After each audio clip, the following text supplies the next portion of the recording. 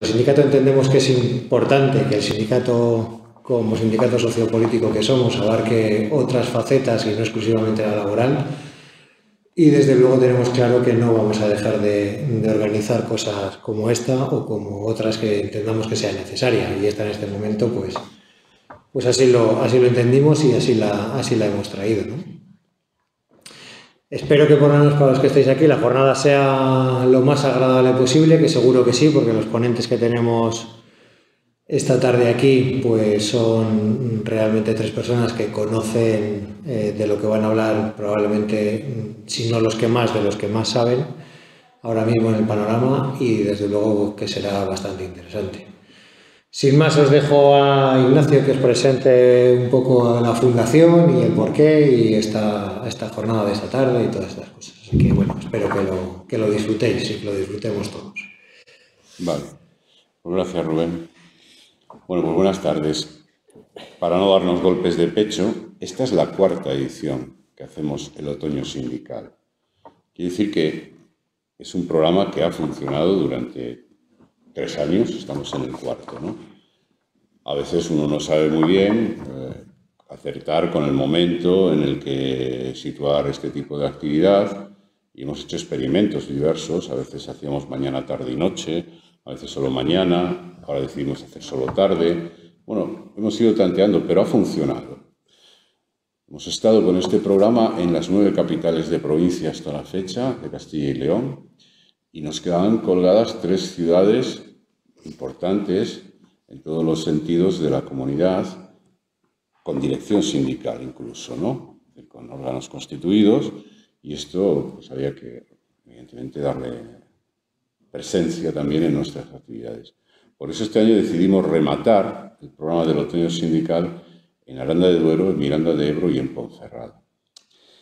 Esto del Otoño Sindical se nos ocurrió como una...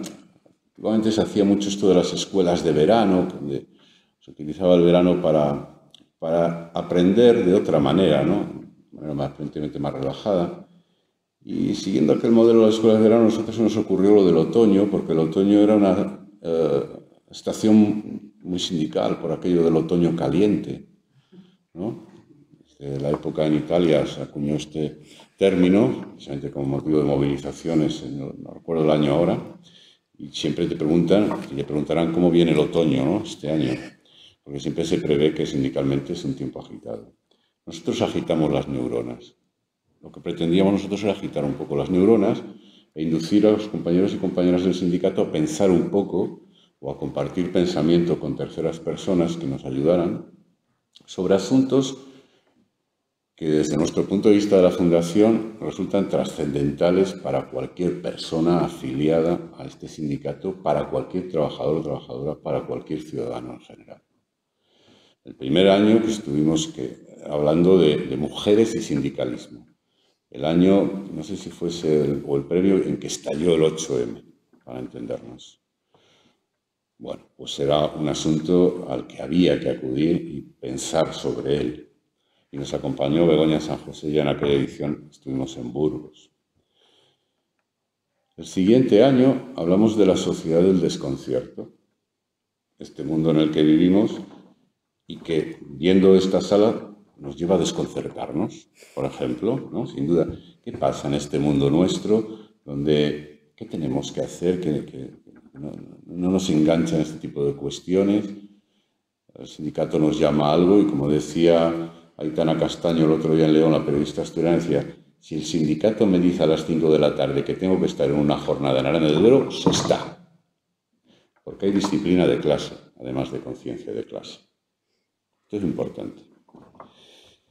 Y hablamos de la sociedad del desconcierto, que es en la que vivimos, y necesitábamos hacer luz.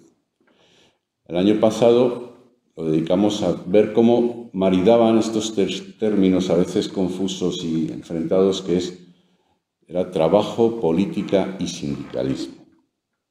Que a veces parece que es lo mismo y no siempre es lo mismo, a veces se juntan, a veces se separan, a veces se enfadan. Y bueno, investigamos sobre cómo se conectan estos tres conceptos en este mundo actual. Y para este año decidimos hablar del tiempo, porque el tiempo, que es de lo que hablamos constantemente, Parece que no, pero constantemente hablamos del tiempo. Tengo tiempo, no tengo tiempo, me falta tiempo. Siempre hablamos del tiempo, pero reflexionamos seguramente poco sobre el tiempo. Y aprovechando esta historia de la pandemia, nos pareció, donde todos habíamos, casi todos, habíamos perdido un poco la noción del tiempo con los encierros y demás cuestiones que nos sucedieron el año pasado, ya no sabíamos en qué mes estábamos, pues cobraba mayor actualidad hablar del tiempo. Y hablar del tiempo en una triple versión, una triple foco de atención. Aquí en Aranda decidimos que hablaríamos de eso, del tiempo en la pospandemia. ¿Cómo es el tiempo ahora? ¿Qué hacer con el tiempo en este momento? ¿Cómo enfocar esa noción del tiempo cuando hemos sufrido estos azotes que hemos sufrido? Y seguimos. En Miranda de Ebro, que estaremos la semana que viene, pues hablaremos del tiempo de los cuidados, de la cultura y de la participación. Porque seguramente un problema de por qué no hay gente aquí es porque no se gestiona bien el tiempo, por ejemplo. Para participar necesitamos tiempo. Para cuidar necesitamos tiempo, para la cultura necesitamos tiempo. Y hay un problema de gestión del tiempo. En concreto, para esas tres cuestiones, sin duda alguna. Y cerraremos el programa en Ponferrada hablando del tiempo y la jornada laboral, que sindicalmente, pues claro, es la más propia y que, bueno, claro, dedicamos al trabajo muchas horas de nuestra vida o a la formación. Y merece la pena pensar sobre cómo es esta jornada laboral y si se puede mejorar o afrontar. Siempre es objeto de discusión en los convenios, por ejemplo. Pero bueno, a lo mejor los convenios es una situación tan formal que vas al pan y al vino, pero no te permite elucubrar mucho más, ¿no? Y entonces, bueno, pues es una jornada de reflexión donde esperamos que además nos acompañe el secretario de Estado de Empleo para hablar sobre esto que también se pone ahora en las lenguas, que es lo de la jornada laboral de 4 días a la semana. Bueno, vamos a ver qué es eso. Bueno, yo termino antes de entrar en la mesa con una cosa que quería decir, la tengo apuntada, porque preparando esta jornada, empezamos ya en mayo, ha llevado mucho trabajo, pues fuimos descubriendo muchas publicaciones y muchas cosas que durante estos meses, iban saliendo en los periódicos constantes, muchos artículos se están publicando sobre esta materia, no solo libros, sino artículos en los periódicos de forma cotidiana, luego sí es un asunto de interés. Y de uno de ellos yo os traje una cosa que sindicalmente es relevante, porque también enfoca la acción sindical. Es una frase de Jorge Moruno, que es sociólogo, no sé si Víctor lo conocerá, no, Vicente lo conocerá.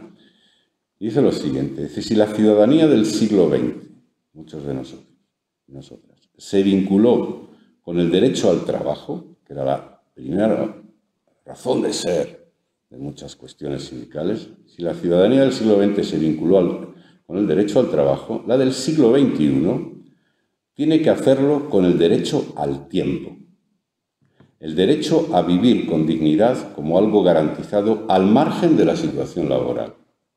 Esto también es sindicalismo y también nos pone en una tesitura relevante a comisiones obreras. Y nada más, ahora dejamos la mesa y luego, después de la mesa, nos acompaña el compañero Juan Carlos Mestre. Se nos ocurrió que la mesa siempre es más técnica, más académica, y se nos ocurrió hacer un contraste. ¿Cómo ve el tiempo un poeta? Y esto se va a encargar Juan Carlos Mestre, que será algo que contraste con la primera parte de la jornada. ¿Vale? Pues nada más, muchísimas gracias.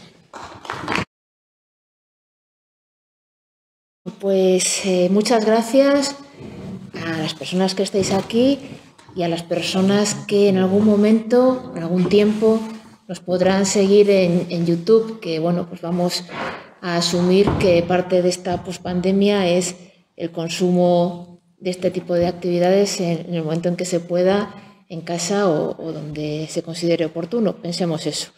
Y leíamos esta mañana, según veníamos a Aranda, unas palabras con las que ha iniciado Iñaki Gabilondo el Congreso de Periodismo en Valladolid, un congreso que, por cierto, hay muy pocas mujeres, pero bueno, ese es otro tema, aunque forma parte del mismo, que decía, no te obceques con el presente porque no dura mucho. Así que pensemos eso, no nos obcecaremos con el presente y miraremos el pasado, el presente y el futuro que estamos construyendo, que de alguna manera es para lo que estamos aquí.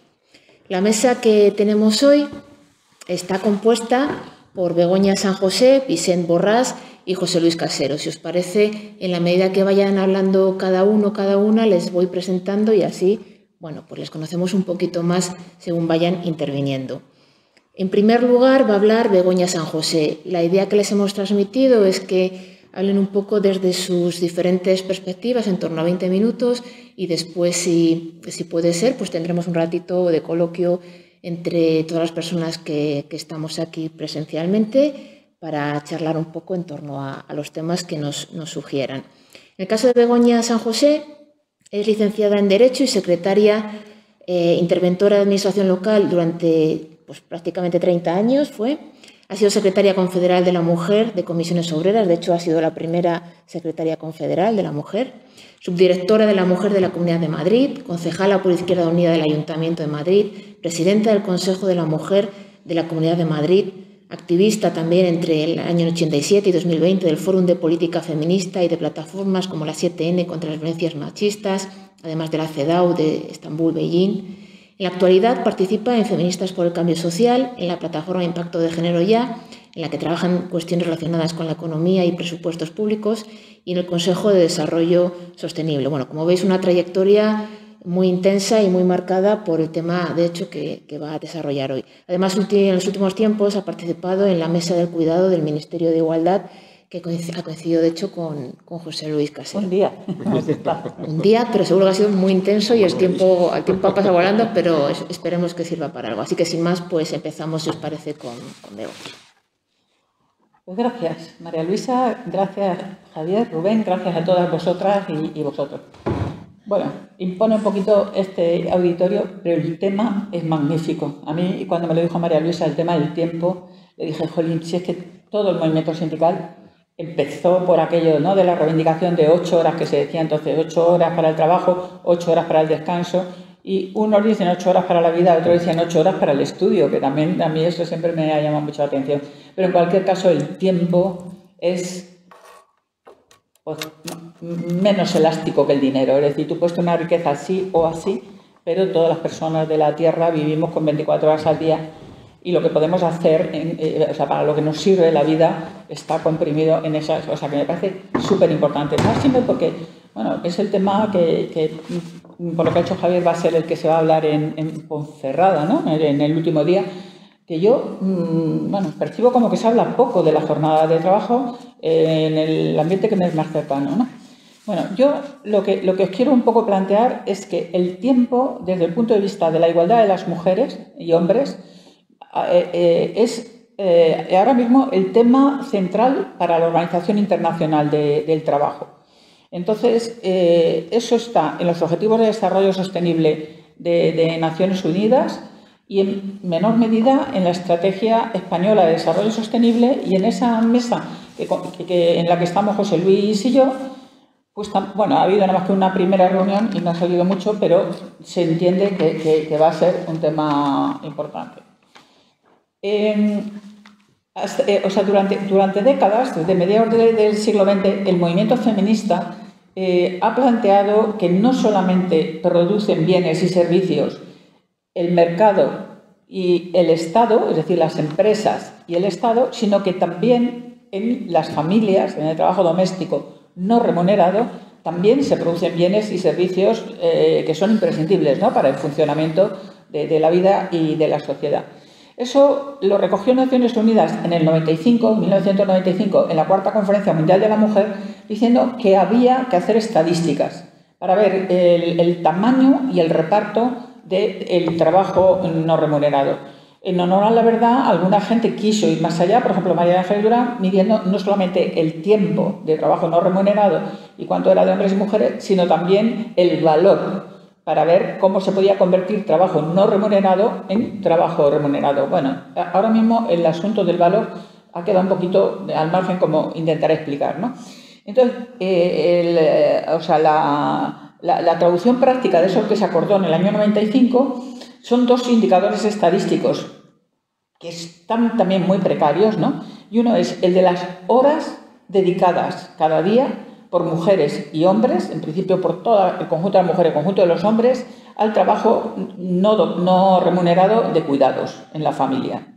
Es el dato que ahora mismo publica la OCDE, porque es una estadística mundial, es que es en España de 2,3 horas en promedio a las mujeres y 4,4. O sea, fijaros que estamos hablando de mucho tiempo, porque 2 horas diarias es mucho tiempo y 4 horas no digamos, y que estamos hablando del promedio, es decir, que ahí está desde gente que tiene hijos pequeños y que tiene que estar full time, gente que tiene madres o padres en dependencia severa y tiene también que dedicar muchísimas horas, pero desde luego lo que sí que sigue habiendo es un sesgo enorme de género. Y el otro indicador es que esa desigualdad en la dedicación de tiempo no remunerado hace que muchísimas más mujeres que hombres renuncien a tener empleo, porque es incompatible. Es decir, es que dedicar todos los días 4 horas y luego tienes que ir una jornada de 8 horas y trabajar, evidentemente. Entonces, la segunda estadística, y es por la que, por ejemplo, la Unión Europea considera que hay un estancamiento en la Unión Europea, es de personas, mujeres y personas, hombres, que ni tienen trabajo ni lo buscan porque tienen una carga de muchas horas de cuidado de niños, de cuidado de mayores, de cuidado de personas de su familia, ¿no? En el año 2015, es decir, 25 años después de lo de Pekín, 25 no, 15 y 20 años después de la conferencia de Pekín, Naciones Unidas ha dado un paso más y ya no habla solamente de medir el tiempo no pagado de cuidados, sino de convertirlo en trabajo pagado, es decir, convertirlo en empleo, ¿no? Porque el trabajo pagado es lo que llamamos el tener un empleo. Entonces ya lo que dice es reconocer y valorar los cuidados y el trabajo doméstico no remunerados mediante servicios públicos.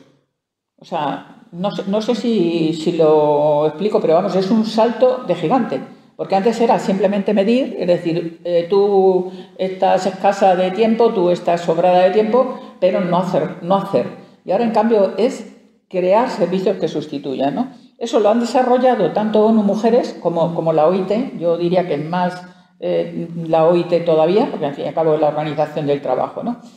En la OIT, no sé si la seguís, la OIT lleva desde hace 10 años que aprobó el convenio 189 del empleo de hogar, tiene mucho foco sobre el trabajo de las mujeres, mucho.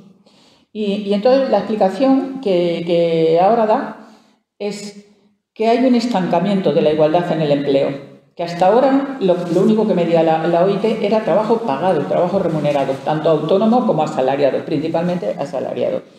Pero lo otro, eso que había dicho la ONU hace 20 años, pues lo tenía más o menos, bueno, pues ahí está.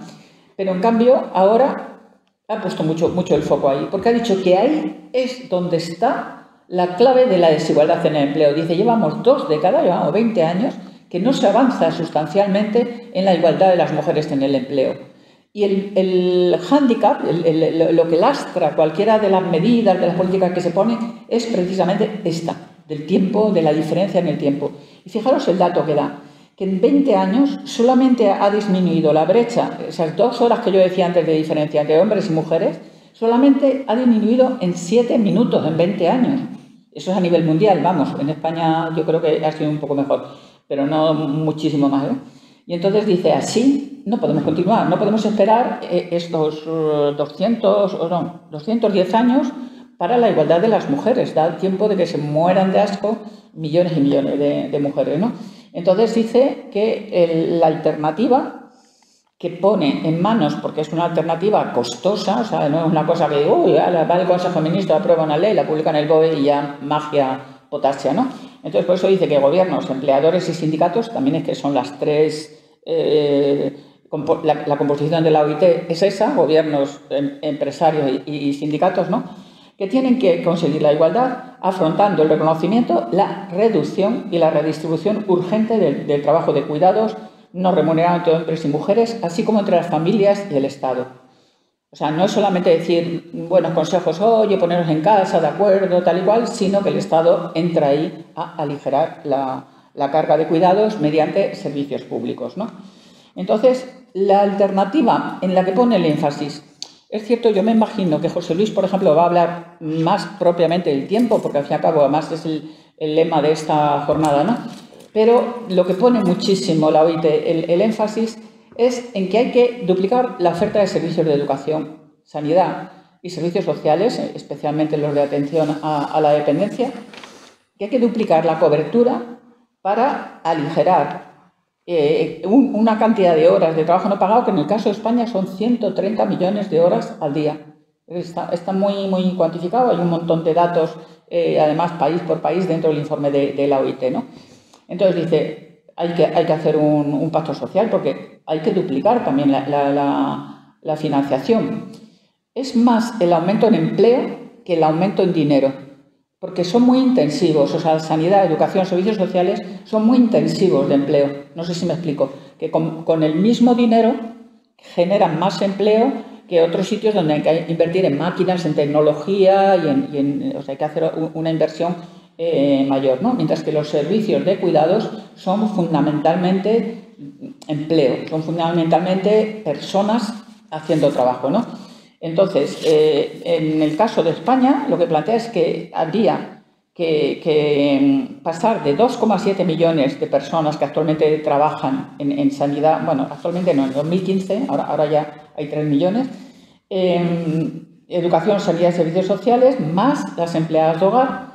Las empleadas de hogar son más difícilmente convertibles a empleo público, es decir, entre que una madre se quede en casa sin trabajar para cuidar a un niño de 2 años o que una mujer de 50 se quede cuidando a su madre de 80, está claro. O sea, si yo soy la madre de 80 y tengo una buena ayuda a domicilio o tengo un buen centro de día o tengo una residencia en condiciones, puedo seguir yo trabajando para, entre otras cosas, poder llegar a la jubilación y eso está claro. O sea, hay que aumentar los servicios de la ley de dependencia, por ejemplo, y hay que aumentar los de la educación infantil. El empleo de hogar tendría que convertirse en buena parte, dice la OIT, en otro tipo de trabajos. O sea, que no sean individual, de que cada empleadora va a una casa particular así de tú a tú, sino que se convirtieran pues algo parecido a la ayuda a domicilio que actualmente se gestiona a través. Esto yo no sé si lo veis, sí, más o menos, ¿no? Lo veis. Este es el gráfico que propone la OIT. Es la creación de 1,2 millones de empleos en España para llegar a cubrir esa meta 5,4 en el año 2030. Es decir, que habría que pasar del empleo, eso que os he dicho que en este momento, al comienzo, eran 2,7 millones en el año 2015, ahora. ¿Y cuál es la cosa intermedia, por ejemplo, que hay? Porque la OIT lo que dice es que, de todas maneras, aunque no queramos igualdad de las mujeres, aunque no queramos gasto público, aunque no queramos hablar de cuidados, aunque eso, de todas formas la demanda de cuidados está aumentando porque el envejecimiento de la población es un factor ineludible. Es decir, tú no eliges que a tu padre le dé Alzheimer, tú no eliges, por no hablar de que luego en lo de la infancia, pues intentaré también centrarme un poco, pero que sí o sí va a haber un aumento del trabajo de cuidados. Esto que dice la OIT. Dice, lo que pasa es que podemos ir siempre como tapando agujeros y conflictos, o podemos ir planificando la respuesta, que además, al ser tan intensivo de empleo, confluye también con una crisis del empleo por la robotización y por la digitalización, etc. Es decir, que va a haber una supresión de empleos por otros motivos y, sin embargo, aquí hay un yacimiento importantísimo de empleo. De manera que no es solamente, ya digo, para los que queremos la igualdad, que por supuesto, porque sin servicios a la infancia de los dependientes no hay igualdad entre hombres y mujeres, pero es que incluso para los que pasan de la igualdad, que les parece como una cosa secundaria, también van a tener padres y madres y también van a tener hijos. Entonces, me está equivocando. ¿Cómo ha evolucionado? Pues lo que os decía antes un poco. O sea, que en 2015 la OIT dice 2,7 millones y nosotros decimos 3,2 porque sumamos a las empleadas de hogar, que son también trabajo de cuidados, ¿no? Entonces, al ritmo que se iba creciendo, que se ha crecido de 2015 a 2020, no se llega al objetivo ese de duplicar en el 2030, como decía la OIT. Pero en honor a la verdad, desde que ha empezado la pandemia, sí que ha aumentado más la inversión en esos servicios de cuidado, y lo que está por ver es si es un empleo temporal o es un empleo que se va a consolidar como estable y como lo que la OIT llama trabajo decente. Es decir, que no es trabajo mal pagado, trabajo precario, bueno, pues todo eso, ¿no? Entonces, ahí estamos, en esa tesitura estamos actualmente. Esto es un poco de los trabajos, o sea, de los sectores que constituyen el empleo en cuidados, es decir, el trabajo pagado de cuidados, ¿no? Que son la sanidad, la educación, el que tiene más gente, el de más arriba es la educación, el segundo es la sanidad, el tercero es el empleo de hogar, y luego, pues como veis, los servicios sociales son raquíticos. O sea, el volumen de gente trabajando ahora mismo en servicios sociales en España, pues es que son, en el momento, son estas dos. Es decir, que también esto habría que sumarlo, ¿no? Pero en la verde es las residencias de mayores, y si percibís ahí hay un estancamiento precisamente en la pandemia, porque bueno, hay un desprestigio ahora mismo de las residencias, y lo otro pues es ayuda a domicilio, centros de día y esto, ¿no? En España, el cuidado de la infancia ya está en una crisis que es increíble que no estemos hablando de esto. O sea, el Instituto Nacional de Estadística, en la escuela y en la encuesta de fecundidad, ya dice que de las mujeres en edad de tener hijos, es decir, las mujeres menores de 35 años, hay 1 de cada 3 que ya han decidido que no van a tener hijos porque es incompatible con el empleo. Bueno, esto a mí me parece, en fin, una barbaridad. Es una barbaridad porque yo me acuerdo cuando empezamos la democracia que decíamos, no queremos ser como en Estados Unidos, que una mujer cuando llega a la edad fértil tiene que decidir si quiere tenerse la doble vía, o la vía maternal o la vía laboral. Y en Europa, en los países que nos cogíamos como referencia, los países nórdicos sobre todo, las mujeres pueden tener las dos cosas a la vez, tener hijos y tener empleo. O sea, esta cosa de eliges y quieres una cosa o la otra es brutal y es un corte de derechos humanos. Son dos derechos humanos fundamentales, ¿no? No te pueden hacer elegir uno o el otro, ¿no?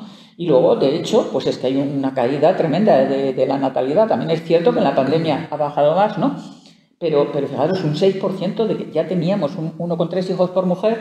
O sea, esto es enorme. La crisis ahora mismo de natalidad en España es grandísima. Y no hay que abordarlo con trampas. No hay que decir que si es una cosa como pues eso, de volver a como eran nuestras abuelas, que tenían 7 u 8 hijos o 9. No. Es que no vamos a volver de ninguna manera a ser como nuestras abuelas. El modelo es el modelo que pone las Naciones Unidas y la OIT. Es el modelo de que pueda ser compatible el empleo con la maternidad, porque el Estado se moja y hace escuelas infantiles y da servicios, ¿no? Y luego también lo de la jornada laboral, por supuestísimo, claro, porque esto tiene muchísimo que ver con eso, ¿no? En el tema de cuidado de mayores, que es el otro gran colectivo, ¿no? Tenemos aproximadamente pues como unos 1.200.000 niños de 0 a 3 años, que es donde hay más crisis en el asunto de los cuidados, y además es el momento en el que muchas mujeres se juegan el empleo, a veces ya para mucho tiempo. En la atención a la dependencia, pues esto te sobreviene cuando tus madres y padres, tu madre o tu padre, pues se hacen mayores y que tienen una probabilidad altísima, por no decir la que vamos a tener también nosotros, pero vamos, mientras estás en la vida laboral te coge por tu madre o tu padre habitualmente, que también puede ser por otra persona joven que tengas un hijo, una persona de tu familia con una discapacidad que requiera atención, ¿no?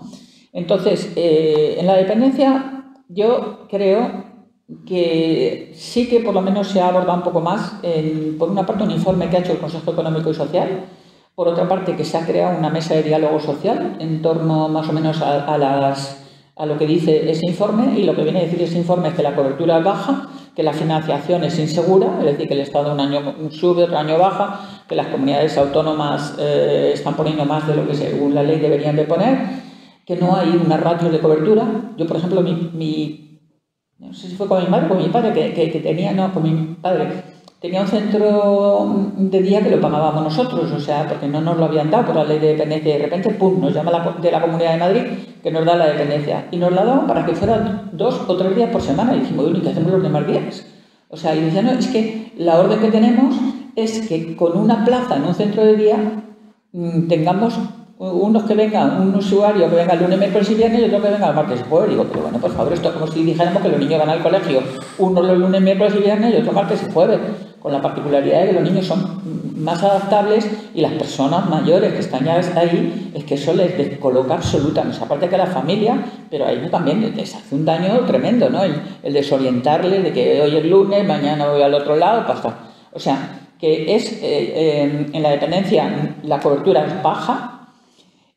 Lo de las listas de espera clama al cielo, o sea, según la Asociación de Directoras y Gerentes, es una media de 426 días. O sea, que tú tienes una persona en tu familia que hay que cambiarle el pañal todos los días, por lo menos 3-4 veces, y te dicen que dentro de 1 año y 2 meses te lo van a cambiar el pañal, pero, o sea, bueno, pues eso, y luego que las 400.000 personas que están trabajando en el sector tienen muy malas condiciones de trabajo, o sea, hay un tercio que están en contratación temporal y no se entiende porque son residencias y servicios de ayuda a domicilio, etcétera, que son estables y por qué tienen que ser inestables las trabajadoras, ¿no? Y muchísima jornada parcial también injustificada. Por ejemplo, la ayuda a domicilio, a la gente le obligan a buscarse 2 empleos cuando podrían perfectamente organizar que con un empleo pues tuviera un sueldo a tiempo completo, ¿no? Se ha aprobado, habréis visto, ¿no? En la Secretaría de Estado de Derechos Sociales se ha aprobado un plan de choque con esa mesa de diálogo social y, bueno, pues de momento han puesto quitar la lista de espera en 2 años y aumentar los presupuestos del Estado, que son los que ha aprobado hoy el Gobierno, ¿no? A ver que supongo que mañana o pronto veremos lo que han aumentado para la dependencia. Y una cosa que a las feministas nos cae muy mal es lo que llaman la desinstitucionalización. Como con la pandemia hemos tenido una crisis enorme de las residencias y, como decía antes, parece ahora mismo que una residencia es algo como un mal en sí mismo. Bueno, vuelvo a decir, quien haya tenido a una persona cercana una dependencia severa, o sea, de esto que ya no te vale con poner 3 turnos de una cuidadora de mañana, una de tarde y una de noche y otra para los fines de semana y los hermanos que hacen turnos. O sea, cuando ya llega un momento en que eso ya no cubre, porque las cuidadoras se ponen enfermas, porque en fin, no puedes sostener así eso, pues entonces, ¿qué es lo que hay? Ir a una residencia y lo que tú quieres es que tu madre o tu padre esté en una residencia en condiciones. O sea, porque una residencia tiene que ser como si... Yo cuando yo empecé a trabajar, las escuelas infantiles decía, uy, qué pena los niños, llevar a un niño a una escuela infantil. Y ahora vemos que las escuelas infantiles tienen calidad, la mayoría, yo diría, ¿no? Pues con las residencias hay que llegar a eso. No son un negocio en el que hay que exprimir la prestación para mantener el negocio. O sea, lo que hay que hacer es primero poner, y eso también está en el plan de choque, por cierto, una ley marco de servicios sociales para decir qué es lo mínimo que tienen que prestar, las 3 cosas básicas, que son ayuda a domicilio, centros de día y residencias, qué cobertura mínima tienen que tener, qué personal mínimo tienen que tener y a la persona usuaria qué mínimo de horas le tienen que dar. Entonces eso no es tan complicado. Muchas cosas están ya estudiadas por la Organización Mundial de la Salud y de lo que se trata es de que lo que dice la ley de dependencia, que es un derecho subjetivo, es decir, que no es hasta donde alcance el dinero, sino hasta donde tenga que cubrir. Y si hay en la sanidad pública no ha sido hasta donde el presupuesto ha alcanzado. Ha llegado una pandemia y ha habido que aumentar el presupuesto porque había una necesidad sanitaria. Pues en la dependencia hay que enfocarlo también como un derecho de las personas y no solamente como el dinero que nos queda o nos sobra para poderles atender, ¿no? Entonces, en ¿Qué concreción tiene ese planteamiento que os decía, tanto de la meta 5.4 de los Objetivos de Desarrollo Sostenible, como su concreción de la OIT, que es aumentar el empleo en España en 1.200.000 empleos para sanidad, educación y dependencia o servicios sociales? Pues nosotras, que estamos ahí en el Consejo de Desarrollo Sostenible, creemos que es insuficiente, porque lo único que concreta en el reto País 3 es la redistribución de los cuidados con lo que llaman el plan corresponsables del Ministerio de Igualdad, que es una ayuda a domicilio que nosotros calculamos que son unas 5.000 personas y que tiene una dotación de 200 millones de euros que el Ministerio de Igualdad va a mandar a las comunidades autónomas para que lo gestionen ellas. Entonces, bueno, pensamos que eso es poco. Es poco porque fijaros que estábamos hablando de 1 millón de empleos y aquí tenemos solamente 5.000. Entonces, claro, a este paso, o sea, si vamos a ese ritmo, pues no alcanzamos. Y el dictamen que hemos aprobado, las 60 organizaciones sociales que estamos en el Consejo de Desarrollo Sostenible, es que haya más ambición en el cumplimiento de la meta 5.4, es decir, que lo hagamos en la dimensión que dice la OIT y no solamente en la dimensión de esos 5.000 empleos. Y luego la mesa de cuidados, y yo creo que esta ya es mi última, no mi última diapositiva, pero bueno, la mesa de cuidados, pues sí, acaba de empezar, no sé si nos dará tiempo de hablarlo, porque además me gustaría también un poco conocer la opinión de José Luis, que yo le había visto ahí en la reunión esa que hicimos por Zoom, pero no sé, bueno, y ahora hemos comentado un poco lo que él dijo. Que dijo muy constructivo, que es lo que hace falta en los sitios donde hay mucha gente y muy diversa, que haya gente que construya acuerdos y que construya avances, porque si cada uno tira para un lado, no se avanza, ¿no? Pero es una mesa que tiene un factor positivo, que es que ya no está solo el Ministerio de Igualdad, sino que el otro día estuvo también el Ministerio de Derechos Sociales y Agenda 2030, concretamente el secretario de Estado que lleva lo de la dependencia. Estaba anunciado el Ministerio de Educación, que es súper importante para la educación de 0 a 3, sobre todo que hay un compromiso del Gobierno y la Ley Nueva de Educación dice también que lo va a desarrollar, pero yo venía hablando ahora con Albert por el camino y no se ve. Qué manía Con Vicente. Vicente. Sí, siempre me dices tengo una fijación por ahí, no sé, algún Albert conoces que se parece. Venga, yo. Bueno, pues que veníamos hablando eso, de educación infantil y que bueno, pues ahí hay que remover mucho. ¿Por qué? Pues porque, por ejemplo, en la educación infantil, ahora mismo la escolarización, o sea, la escolarización que hay entre pública y privada es un 43,7%, pero además es que, como veis ahí, o sí lo veis, ¿no? O sea, es muchísimo mayor, porque como no es gratuita, como la educación de 0 a 3 años no es gratuita, pues resulta que las personas que están en el quintil, es decir, las personas que tienen mayor nivel de renta, escolarizan a sus hijos e hijas el doble que las personas que tienen nivel de renta más bajo.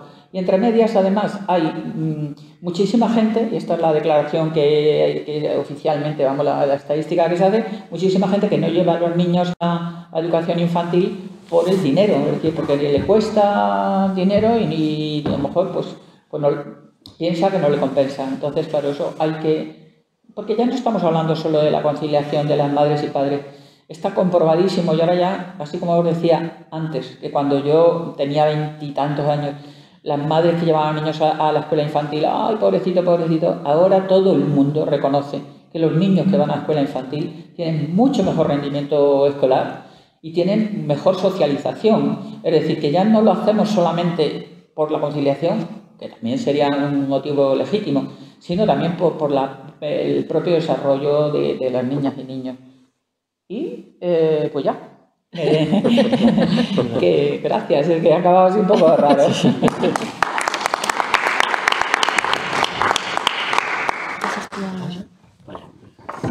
Venga, Albert. Te mato, Lucía.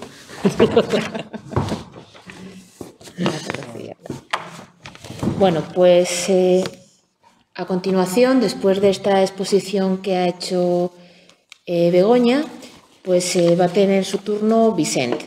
Vicente Borràs, no Albert. Vicente es doctor en Sociología por la Universidad Autónoma de Barcelona, es profesor de Sociología en dicha universidad, miembro del Centro de Estudios Sociológicos sobre la Vida Cotidiana y el Trabajo, y en cuanto al tipo de investigaciones que lleva a cabo, Sus estudios se centran en las temáticas relacionadas con el trabajo y el género, métodos de investigación, consumo, mercado de trabajo y la relación entre tiempo, trabajo y vida cotidiana. Actualmente está realizando investigaciones sobre la situación laboral de los y las jóvenes en relación a la formación, el trabajo y el género, así como los cambios en las dedicaciones al tiempo de trabajo remunerado, el trabajo doméstico y de cuidados y sus implicaciones en los cambios de hábitos en la vida cotidiana, además del impacto de género en el trabajo durante la pandemia. De hecho, comentaba antes de empezar que estaban realizando un estudio en esa línea y que sacarán prontamente un libro. Así pues, bueno, pues vamos con Vicent y vamos avanzando en esto del tiempo. Vale, muchas gracias, es un placer estar aquí, estoy contentísimo de colaborar en Comisiones Obreras desde el QUIT, que es la abreviación que utilizamos en nuestro equipo de investigación, que es Cotidianidad y Trabajo. Nos dedicamos desde hace tiempo pues, a los temas de trabajo en perspectiva de género y dentro de ello, como no, el tiempo se convirtió en un elemento muy importante. Antes comentábamos que estábamos un poco hasta preocupados porque fue un tema que a principios del siglo XXI tuvo mucho énfasis, mucha preocupación, muchos estudios, había concejalías del tiempo en ayuntamientos, etc. Y luego explotó la burbuja inmobiliaria y nos olvidamos del tiempo, ya nadie ni nos llamaba, ni parecía que le interesaba a nadie hablar otra vez del tiempo. Bien, yo os hablaré, organizado la charla, haré algunas reflexiones sobre el tiempo y el trabajo. Luego hablaré de cosas que también nos ha comentado Begoña antes, sobre datos sobre el tiempo, qué pasa con el tiempo y cómo se hace visible este tiempo. Luego hablaré de los cuidados. Ya sé que cuando escuchaba antes la presentación estoy encalvacando en muchas de las sesiones que vais a hacer en otras ciudades, pero bueno, son temas que están muy relacionados y no podemos evitar hablar de todos ellos, aunque el tema sea el tiempo pospandémico, ¿no? Y por último, algunas referencias a las políticas de tiempo que se han llevado a cabo. Bien, vamos. La primera cosa que ya Begoña ha nombrado, pero desde el punto de vista conceptual y académico, a nosotros nos cuesta mucho. En la concepción patriarcal siempre se ha pensado que el trabajo es el trabajo remunerado y luego lo otro pues es tiempo de cuidados o llamábamos el trabajo de la reproducción antes, luego apareció trabajo doméstico de la reproducción. Entonces, cuando hablamos de trabajo, quiero decir que siempre lo asociamos a sinónimo de empleo. Y el trabajo pues es mucho más que empleo, porque si no reivindicamos el trabajo doméstico de cuidados como trabajos, pues lo que pasa es que acaba siendo una cosa como voluntaria, como si fuera una dedicación que se hace pues por amor, por afecto, en algunos casos por necesidad, que se asume desde el punto de vista de la familia o desde un punto de vista más comunitario. Y es importante decir que esto es un trabajo precisamente porque cuando se llevan a cabo políticas, como apuntaba antes Begoña, pues estas políticas se tienen que hacer con recursos y poniendo voluntades y dinero y profesionalizando a aquellas personas que se dedican a ello, porque al fin y al cabo es un trabajo. Bien, todo esto nos mete en una encrucijada, en la encrucijada de cuando hablamos de trabajo, de qué estamos hablando, y cuando hablamos de tiempo, de qué hablamos. En realidad, si nosotros miramos un poco la historia del trabajo, lo que vemos es que, fijaros que en los estudios que se han hecho sobre el trabajo industrial, pues en las primeras industrias estaba prohibido llevar reloj. ¿Por qué? Pues porque el que tenía el reloj tenía el poder. Entonces era el patrón el que tenía el reloj porque mandaba sobre el tiempo de los otros. Era esta manera de controlar el tiempo del obrero, porque cuando veníamos de una sociedad del antiguo régimen basada en producción agraria fundamentalmente, quien marcaba el tiempo en el caso español era la Iglesia, porque se marcaba a través de las campanas del campanario, ¿no? Entonces la relación de tiempo y trabajo siempre ha sido una relación de poder. Vale. Ha habido cambios recientes, para cambios recientes que tienen que ver con esta organización del tiempo en el que hemos pasado, podríamos decir, de una jaula dorada, que era el tiempo del trabajo industrial fordista, que estaba organizado en función del tiempo del cabeza de familia, trabajador de la fábrica, que trabajaba después de luchas sindicales, etc., estas 8 horas, ¿vale? Pero que tenía un trabajo que podíamos decir estable a lo largo de toda la vida.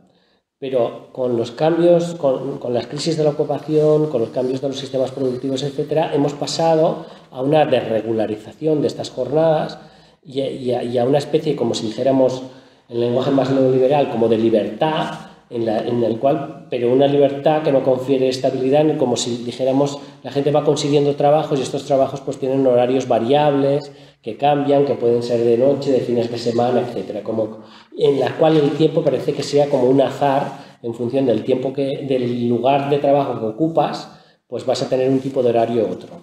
Y se creía construir la idea, esto se ha debatido mucho luego vemos cuando pongamos ejemplos de ciudades, la idea de ciudades pensadas para el ocio donde todo esté abierto 24 horas sin tener en cuenta que las personas que están ofreciendo esos servicios están trabajando o dando estos servicios en 24 horas. Y los estudios de trabajo nos dicen que cuando se producen estos efectos, lo que vemos es, el caso americano es el más, donde se ve más claramente, es cuando vas a Estados Unidos y dices, los supermercados abiertos 24 horas. ¿Pero qué sucede? Pues si tú vas a las 2 de la mañana a comprar a un supermercado, la cajera es una mujer y negra, ¿vale? O sea, acaba siendo discriminación para aquellos que están en la posición más baja dentro de la estructura social, cuando nosotros estamos pensando en aberturas de 24 horas, etc. Vale. Bien. Algunas reflexiones en torno al tiempo. Bueno, pues el tiempo, aunque ahora polemizo un poco con Begoña, aunque el tiempo ya ha dicho, bueno, todos tenemos 24 horas, etcétera, lo que sabemos es que el tiempo, estas 24 horas que hemos medido, etcétera, esto es una construcción social. Esto es un acuerdo al que llegamos, en el que vamos a medir el tiempo, llegamos a este acuerdo y decimos, medimos el tiempo en horas, en minutos, etcétera, y fijaros la gran trampa que tiene todo esto, porque los tiempos, las horas no valen lo mismo. Porque no podemos decir tenemos 24 horas, porque las horas de la tarde no valen lo mismo que las horas de la mañana, sino que se lo pregunten a los médicos y vean como las discusiones que tienen para decir quién hace guardia el fin de semana. O cuántas guardias hace uno, cuántas guardias. Y esto hablamos de los casos también de los servicios de 24 horas, bomberos, policías, etcétera. Cantidad de fraudes de ley que ha habido con aplicaciones con propuestas que eran muy conciliadoras, en las que fraudes de ley producidos por hombres, porque se decía, vale, para conciliar rebajas un tercio tu jornada y solamente te afecta un octavo tu sueldo. Y entonces todos los padres con criaturas se lo cogían, pero no se lo cogían porque reducían un tercio, sino que como era para conciliar, te evitabas hacer turnos de noche y fines de semana. Por tanto, el tiempo no vale lo mismo. Contar el tiempo en 24 horas igual, y esto también es una visión muy masculina y muy de lógica diaria, cuando en realidad los tiempos son distintos a lo largo del año y a lo largo de la vida. Porque a nadie le gusta trabajar en agosto.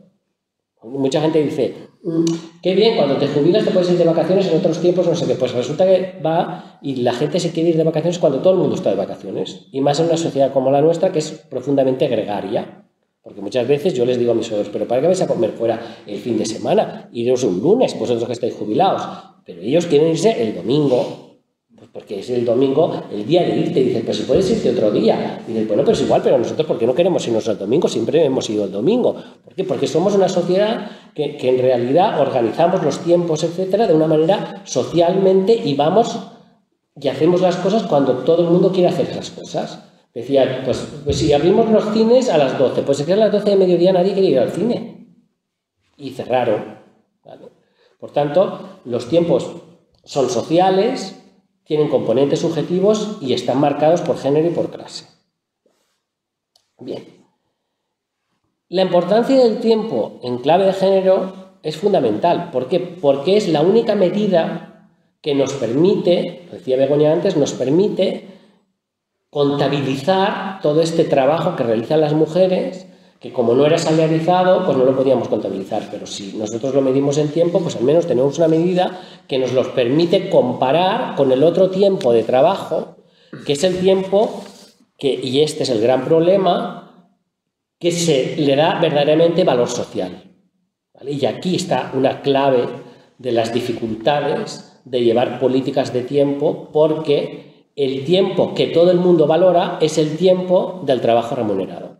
Y es donde se ponen todos los prestigios, todos los valores, y por eso hay pues un tercio de mujeres que dicen no quiero ser madre porque es una incompatibilidad. ¿Por qué? Y en cambio todo lo vas a poner en el trabajo. Este es el gran error. Es decir, ¿por qué vas a poner todas tus energías y todo tu empeño en ser una gran profesional? Esto es lo más importante en la vida. Lo más importante deberían ser otras cosas. Vale. Seguimos.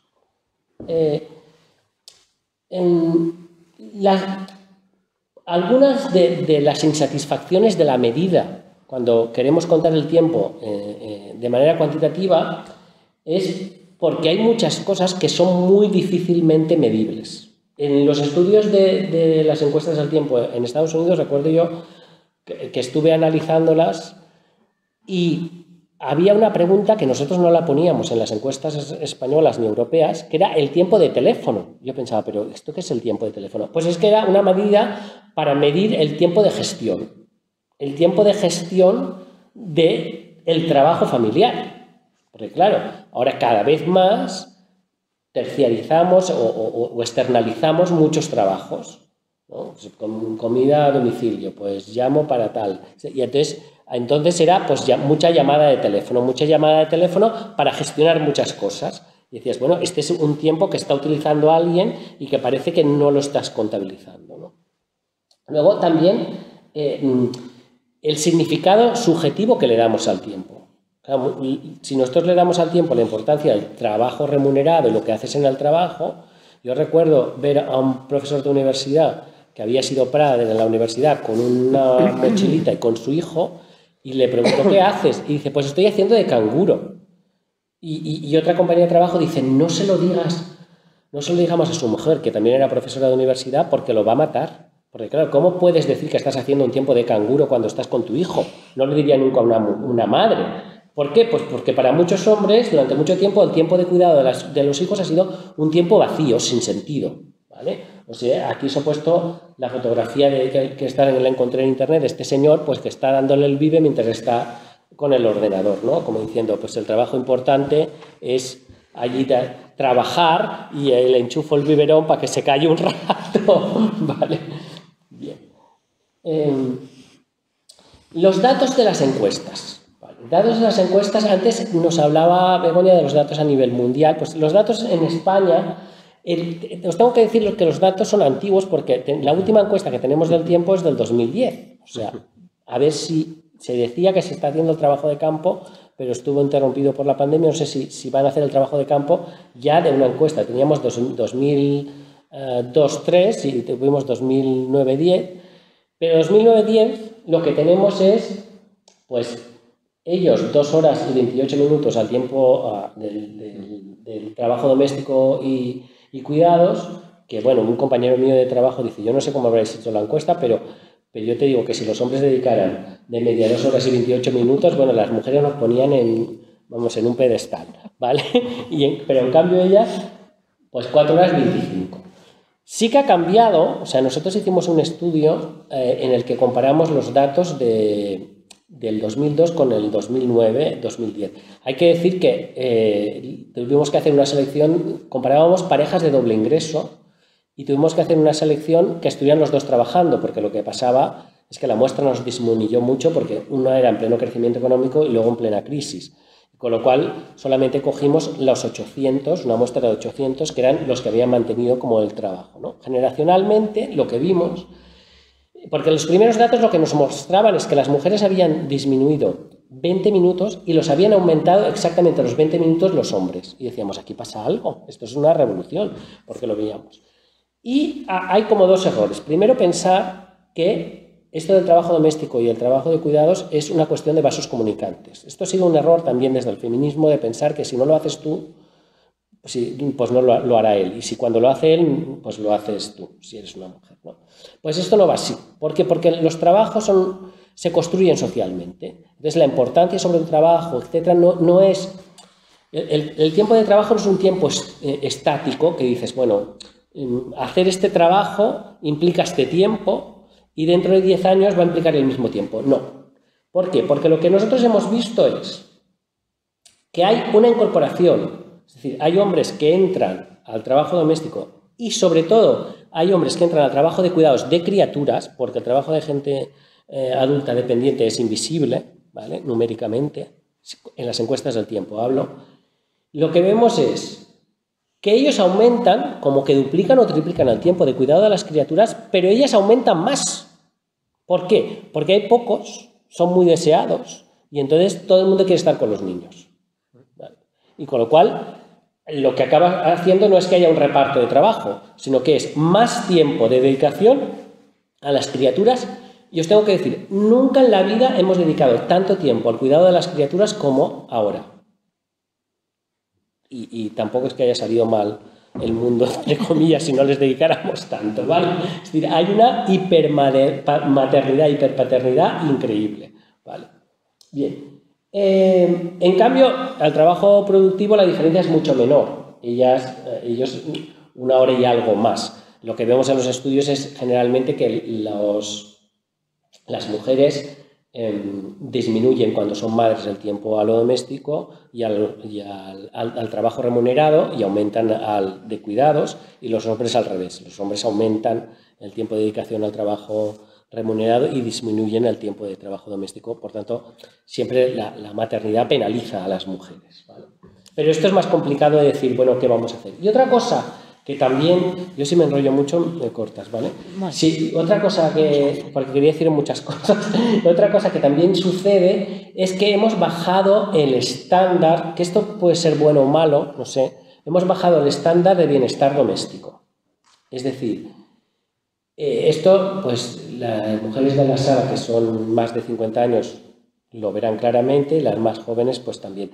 Las casas de las mujeres jóvenes y de las parejas jóvenes son un desastre comparativamente a las de sus madres. Es decir, aquí se construyó el estándar de la domesticidad, lo marcó mucho la sección femenina, que hizo mucho daño. ¿Sabéis cómo se llaman las mujeres? Las mujeres en los años 60 que emigraron a Francia, aquí como las llamamos las que venían de servicio doméstico, las filipinas, pues en Francia se llamaban conchitas. ¿Por qué? Porque todo el mundo quería españolas porque eran las más limpias de toda Europa, eran las que mejor limpiaban las casas. Y las casas de España eran las más limpias de Europa. Los que hemos viajado en los años 70-80 por Europa, veíamos cómo pues en muchos casos esta igualdad estaba detrás de eso, pues casas mucho más desordenadas, con niveles de limpieza y seda muy distintos a los españoles. Pues ya hemos llegado, hemos conseguido a lo mejor un poco de igualdad, pero a cambio de bajar el bienestar doméstico. Vivimos en casas peores ordenadas y con estándares de limpieza más. Aquí hay un cambio generacional importante porque las mujeres, fijaros, las mujeres que tienen ahora 45, de menos de 45 años, comparativamente a las de más de 55, dedican al día 70 minutos menos a la cocina y a la limpieza de la casa. O sea, 1 hora y pico. Esto es increíble. Solamente, no sé si alguien se dedica tiene pescadería, pero lo de las pescaderías va a pique, ¿eh? O sea, hemos hecho un estudio, se ve muy claramente, miras una parada de pescadería y no ves a nadie más joven, o sea, todos son de 50 años para arriba, porque la gente joven cocina poquísimo. El gran negocio durante la pandemia, haciendo un estudio de mercados municipales, ha sido de comidas preparadas. Evidentemente, según la clase social, es decir, en barrios obreros no, pero en los barrios de clases medias ha triunfado absolutamente la comida preparada. O sea, se están cambiando las prioridades en muchos casos porque todo se pone en el trabajo y no se pone en el trabajo doméstico. Bien. ¿Qué pasa respecto al trabajo de cuidados? ¿Vale? Como os he dicho, yo creo que, a pesar de que es un problema de la natalidad, etc., yo creo que del tiempo de trabajo de cuidados con las criaturas, mal que bien, socialmente lo tenemos resuelto. Con desigualdades, como ha señalado Begoña, pero lo tenemos resuelto. ¿Por qué? Porque se está planteando, al menos en Cataluña, escolarizar a partir de los 2 años en las escuelas. Hay escuelas municipales, depende de las poblaciones, se paga un precio nada que ver con lo que pagas en un centro de día, por tanto, hay desigualdad porque los que tienen más recursos pueden pagarlo. y los niños van hacia la autonomía. Es decir, cada vez la necesidad de cuidados es mucho menor. Otra cosa es que la construcción de la madre actualmente pasa porque sea nutricionista, psicóloga y todo, ¿no? Y se hace yoga y se hace masajes y se hace de todo con las criaturas. Pero necesarios, muchas de estas cosas no son necesarias, ¿vale? Por tanto, la dedicación del tiempo, tenemos horas de acogida por las mañanas, extraescolares por las tardes, tenemos colonias, o que se dice en Cataluña, o campos de verano para donde dejas a las criaturas. Es decir, el problema ahora lo tenemos con la gente mayor dependiente, porque va a más y no hay suficientemente mujeres en la familia que, aunque queriendo, pudieran dedicarse a este cuidado. Y de esto nadie quiere hablar. Porque fijaros, los recortes, la ley de la dependencia fue la que sufrió más recortes. Vimos a manifestarse gente en la calle, vimos, los usuarios no, porque no pueden, pero ni siquiera los familiares, pero ni siquiera los profesionales que se dedicaban a ello. Los profesionales que se dedicaban a ello, que eran los primeros afectados, tampoco hubo manifestaciones. Es decir, aquí, y la gente que ha tenido, porque en todas las familias hay personas dependientes, lo viven como un periodo de la vida que tiene que pasar y luego se olvidan. Es decir, no se contempla como un periodo en el cual es necesario que hablemos y cómo nos organizamos socialmente para atender esas necesidades. No, es un discurso que está ausente, muy ausente. Madre mía, pues nada. Bueno, otro estudio que hemos hecho que quería hablar respecto, que veníamos a hablar de la pospandemia y yo hablo de la pandemia. Hemos hecho un estudio, una investigación, hemos hecho 2 investigaciones. Una nos pilló en medio de la situación, que era esta que os hablaba de los mercados, etcétera, de cambios en las prioridades de los trabajos domésticos y los trabajos remunerados. Nos pilló en mitad de la pandemia y lo que hicimos fue entrevistar a la misma población después. Es decir, cuando llegó la desescalada online, les entrevistamos y entonces pudimos comparar cómo vivían antes de la pandemia, durante la pandemia y con la desescalada, ¿vale? Y luego conseguimos otro proyecto financiado por la CRUE y el Banco Santander sobre el impacto de género en el teletrabajo en la administración pública, ¿vale? Y entonces hicimos grupos de discusión y entrevistas a personas que habían teletrabajado, ¿vale? Os tengo que decir que esto es bastante elitista porque personas que teletrabajan era el 20%, que había mucho, pero eran pocos, porque los trabajos que son teletrabajables son los más cualificados, los mejor pagados, y cuando estamos en una administración pública estamos hablando de un sitio privilegiado, ¿vale? Privilegiado dentro de lo que es el mercado laboral en temas de tiempo, ¿vale? En temas de organización del tiempo es un sitio privilegiado. Pero con todo, ¿qué es lo que vimos con el teletrabajo? Vimos que ha significado una mayor carga para las mujeres. Es decir, las mujeres han tenido esta doble presencia que decíamos, pues dentro del hogar. Ya lo sabíamos, porque desde una perspectiva histórica lo que veíamos es que, si recordáis, y los de la sala que sois más mayores tenéis memoria y habréis visto, el trabajo a domicilio ha existido en España siempre. Pero fijaros, cuando el trabajo estaba hecho por hombres cualificados, se reservaba un sitio de la casa que era el despacho del médico, el despacho del abogado o del notario. Allí no entraba nadie, estaba blindado y era el espacio masculino. Cuando el trabajo lo realizaban mujeres de clase trabajadora, llámese las modistas, las que hacían manufactura, las que con la tricotrosa pues estaban allí haciendo jerseys, no sé qué, pues esto se hacía en la cocina, se hacía en espacios fluidos donde se compaginaba con los cuidados, ¿vale?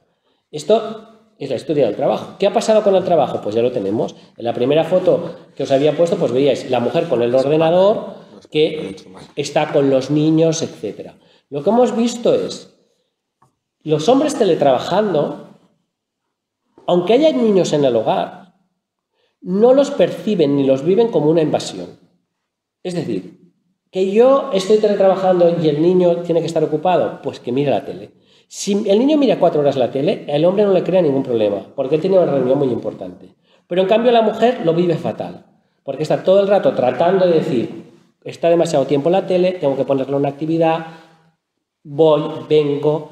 Y las mujeres remarcan una necesidad de tener fronteras entre lo que es el trabajo productivo y lo que es el trabajo de cuidados. Porque cuando los espacios y los tiempos confluyen, es fuente de malestar, ¿vale?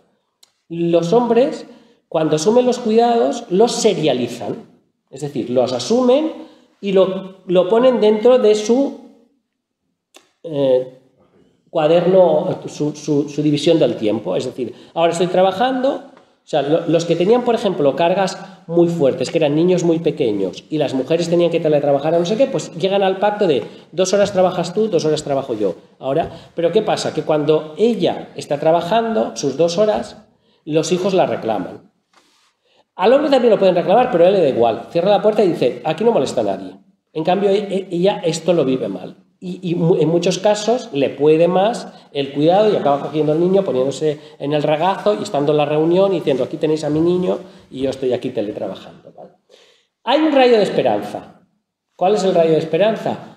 Los hombres que trabajan en la administración pública, que están con mujeres que tienen trabajos que son menos flexibles laboralmente, ya sea porque están en trabajos presenciales, es decir, fuera del hogar, o porque la exigencia en el ámbito privado, en un cargo de responsabilidad, les hace que estén de 8 a 3 encerradas y sin interrupciones, entonces ellos colaboran.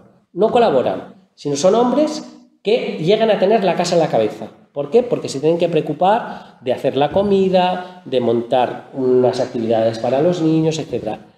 Podríamos decir que, dicho así, que ellos hacen más si ellas no están. De esta investigación vamos a sacar un libro, en catalán estará la semana que viene, pero en castellano dentro de 2 o 3 semanas, que lo hemos titulado Que teletrabajen ellos, ¿vale? Porque no es que es una medida que hizo un rector de una universidad de Oslo que dijo, para aplicar una política de vuelta a la normalidad, vamos a priorizar la vuelta de ellos, no de ellas.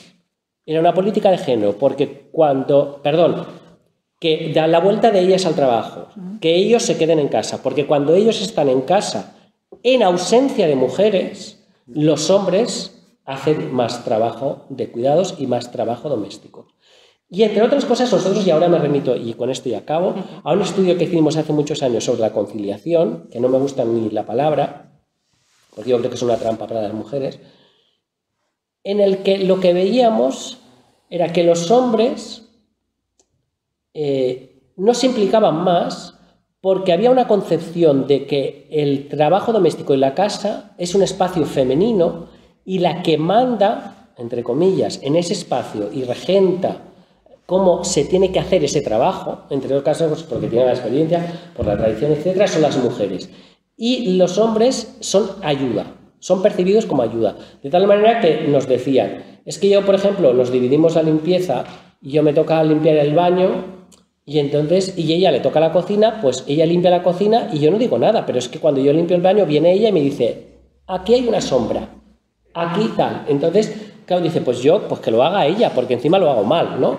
Es decir, yo quiero una supervisión de este trabajo, con lo cual era como, a mí ya me viene bien hacerme el tonto, porque los hombres mayores les decían a los jóvenes en un grupo de discusión, tú hazte el tonto, porque si te haces el tonto, en 5 años lo tienes arregladillo, ya no te va a mandar nada. O sea, como estrategia de, lo mejor que te puede pasar es no saber hacerlo, porque entonces siempre lo va a hacer ella. Claro. Ahora lo que hemos en este cambio, y en este cambio que hemos visto es que lo que representa el trabajo doméstico, ya no existe esta presión de carga de las mujeres, que existe por socialización, pero ha disminuido muchísimo, ¿vale? Porque todos los valores se ponen en el trabajo productivo y entonces nadie lo hace. O sea, en las entrevistas que hemos hecho a parejas de jóvenes con niños, pues no hay como una presión de tener la casa ordenada, es decir, si no se limpia, pues no se limpia. Si no hay comida, pues pedimos una pizza. Y no pasa nada, no recae, la pareja ya no le dice a la mujer qué desastre, como no sé qué. A lo mejor la suegra sí que le dirá qué mala suerte ha tenido mi hijo, ¿no? Con esta que no sabe hacer un huevo frito. Pero la presión dentro de la pareja no existe por decir, oye, ¿por qué no te has puesto a hacer la cena? ¿O por qué tal? ¿No? ¿O por qué la casa está desordenada o no está tan limpia? No existe esta presión social y por eso yo creo que ha disminuido este estándar de domesticidad generacionalmente está cambiando. Bueno, nada más. Me dejo hablar de las políticas y luego el debate si queréis.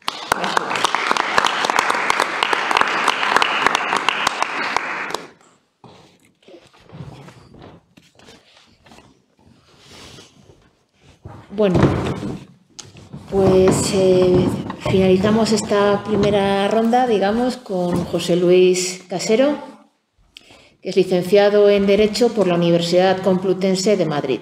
Es especialista en Derecho de Nuevas Tecnologías CEU, presidente de AROE, Comisión Nacional para la Racionalización de los Horarios Españoles, y también es una manera para cerrar la mesa importante, y socio director del Grupo Tempo Consultores y Asesores. Ha desarrollado su carrera profesional tanto en el ámbito asociativo como director de Jóvenes Empresarios de Madrid, como en el privado, director de Global Estrategias y la Administración Pública, director general de Promoción Económica e Industrial y gerente de Madrid Emprende, del Ayuntamiento de Madrid. Además, es experto en consultora de gestión de organizaciones, comunicación externa e interna y marketing de recursos humanos. Colabora con diferentes medios escritos, radios, televisión e imparte formación en la materia en escuelas de negocio. Es responsable de comunicación externa e interna de diferentes multinacionales, entidades de recuperación, trabajando con administraciones multinivel y organizaciones empresariales.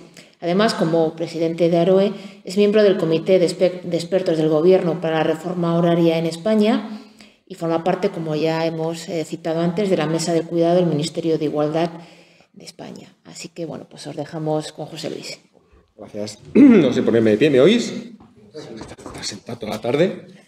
Y becario, también fui becario. Es decir, cojo el teléfono y hay unas fotocopias maravillosas. Es decir, lo cual es muy útil en temas de gestión del tiempo. Recuerdo una secretaria del Ayuntamiento de Madrid que me decía: José Luis, ¿quieres que me quede por la tarde? Y mi respuesta fue: ¿te lo pagamos? Y me dijo: no, pues no. ¿Y si te llama alguien por teléfono o necesitas una fotocopia? Digo, hasta aquí hemos llegado. Es decir, ya lo que nos faltaba, la explotación a multinivel. Me gusta siempre empezar estas charlas. Por cierto, el Comité Experto del Gobierno ya se ha extinguido. Es decir, la conclusión a la que hemos llegado es secreta, al parecer. Yo ahora les contaré un poquito nuestras conclusiones, una cierta interpretación. Fíjese un poquito en esto, a ver si esto es puntero láser, que lo estoy cargando. ¿Realmente quieren los gobiernos horarios racionales para los ciudadanos? Retomar, es que no me quiero mover mucho para la gente que lo esté viendo en el canal YouTube, que voy a volver loca a la cámara. ¿O el sonido? Pues me siento. Yo a tus órdenes. Gracias, José Ignacio, y agradecimiento, por supuesto, a la Fundación, a Comisiones Obreras, que me he lanzado aquí. Vale, perfecto. Lo había pensado. Me gusta siempre empezar con una cita, en este caso de gran Antonio Machado, que habla, yo lo veo con cierto sentido en los tiempos actuales que estamos viviendo. Los que están siempre de vuelta de todos son los que nunca han ido a ninguna parte. Un poco pensando en la reincorporación a esa cierta normalidad que se nos dice que estamos viviendo. ¿Realmente hemos aprendido lecciones de vida de lo que hemos vivido? También estábamos antes de la pandemia en temas de conciliación, horarios racionales. Yo creo que aquí hay que hacer una reflexión de hacia dónde queremos ir y qué es lo que hemos aprendido y aplicarlo. Un poquito de acción. O también lo que decía John Lennon, es decir, que dice que hay mucha gente que hace todo menos vivir. También es importante tenerlo en cuenta, porque siempre que hagamos el trabajo como núcleo central de nuestra vida, se nos olvida que nuestra vida es más que el trabajo. Nosotros siempre hemos reclamado, desde un punto de vista asociativo, junto con los sindicatos, con los que tenemos extraordinaria relación, y también con la patronal, a diferentes niveles, salario digno, un trabajo digno y tiempo digno también. Es decir, además, como ciudadanos lo queremos todo. Que no nos hagan ustedes elegir políticos de qué es lo que preferimos, antes, después, queremos todo. Es nuestra obligación reclamarlo, reivindicarlo.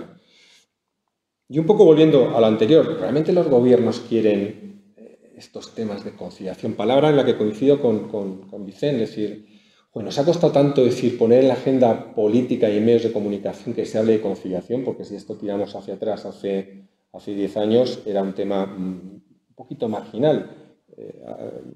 Habría que hacer un poco cultura de qué es la conciliación como derecho fundamental de primera generación, que implica a las mujeres, la conciliación como derecho fundamental vinculada a la corresponsabilidad que afecta a los varones, distinguir entre lo que es un derecho fundamental, como hace el Tribunal Europeo de Derechos Humanos, y en consecuencia incorporar a nuestra Constitución. Hablar de corresponsabilidad no como derecho fundamental, sino como obligación fundamental, especialmente de los varones. Habría que hacer mucha didáctica sobre el tema, pero yo creo que casi todos tenemos un poco en mente un esquema de lo que es la conciliación queremos vivir mejor, en mejores condiciones, en una sociedad más igualitaria, etcétera, etcétera. Pues fíjese lo que decían hace 10 años, aquí Mariano Rajoy y Rubalcaba en el debate del 2011. Me acuerdo que yo estaba sentado, lo estaba viendo y era secretario general de la organización, un brinco, diciendo lo único que se han puesto de acuerdo es en tema de conciliación, promover las políticas de conciliación y horarios racionales, que lo dijeron. Es decir, muchas veces con el tema de la marca Aroe, cuando hablan de horarios racionales uno pega un brinco porque ni siquiera les confieso me gusta la palabra horarios racionales. De hecho, cuando me eligieron presidente, mi idea inicial era cambiarlo por un término más técnico, más sociólogo de organización, pero al final también dice, vamos a ver, vamos a darle cierto sentido común y lograr darle contenido a esta expresión, que parece un poco como vieja, es decir, pero que también tiene su parte positiva, incluso para meterse en la cabeza a los políticos, hablando de horarios racionales. Ha pasado el tiempo, ¿qué es lo que dicen? Es decir, pues mire, aquí tenemos una variedad. No se dejen engañar por la corbata, porque eso no deja de ser un uniforme.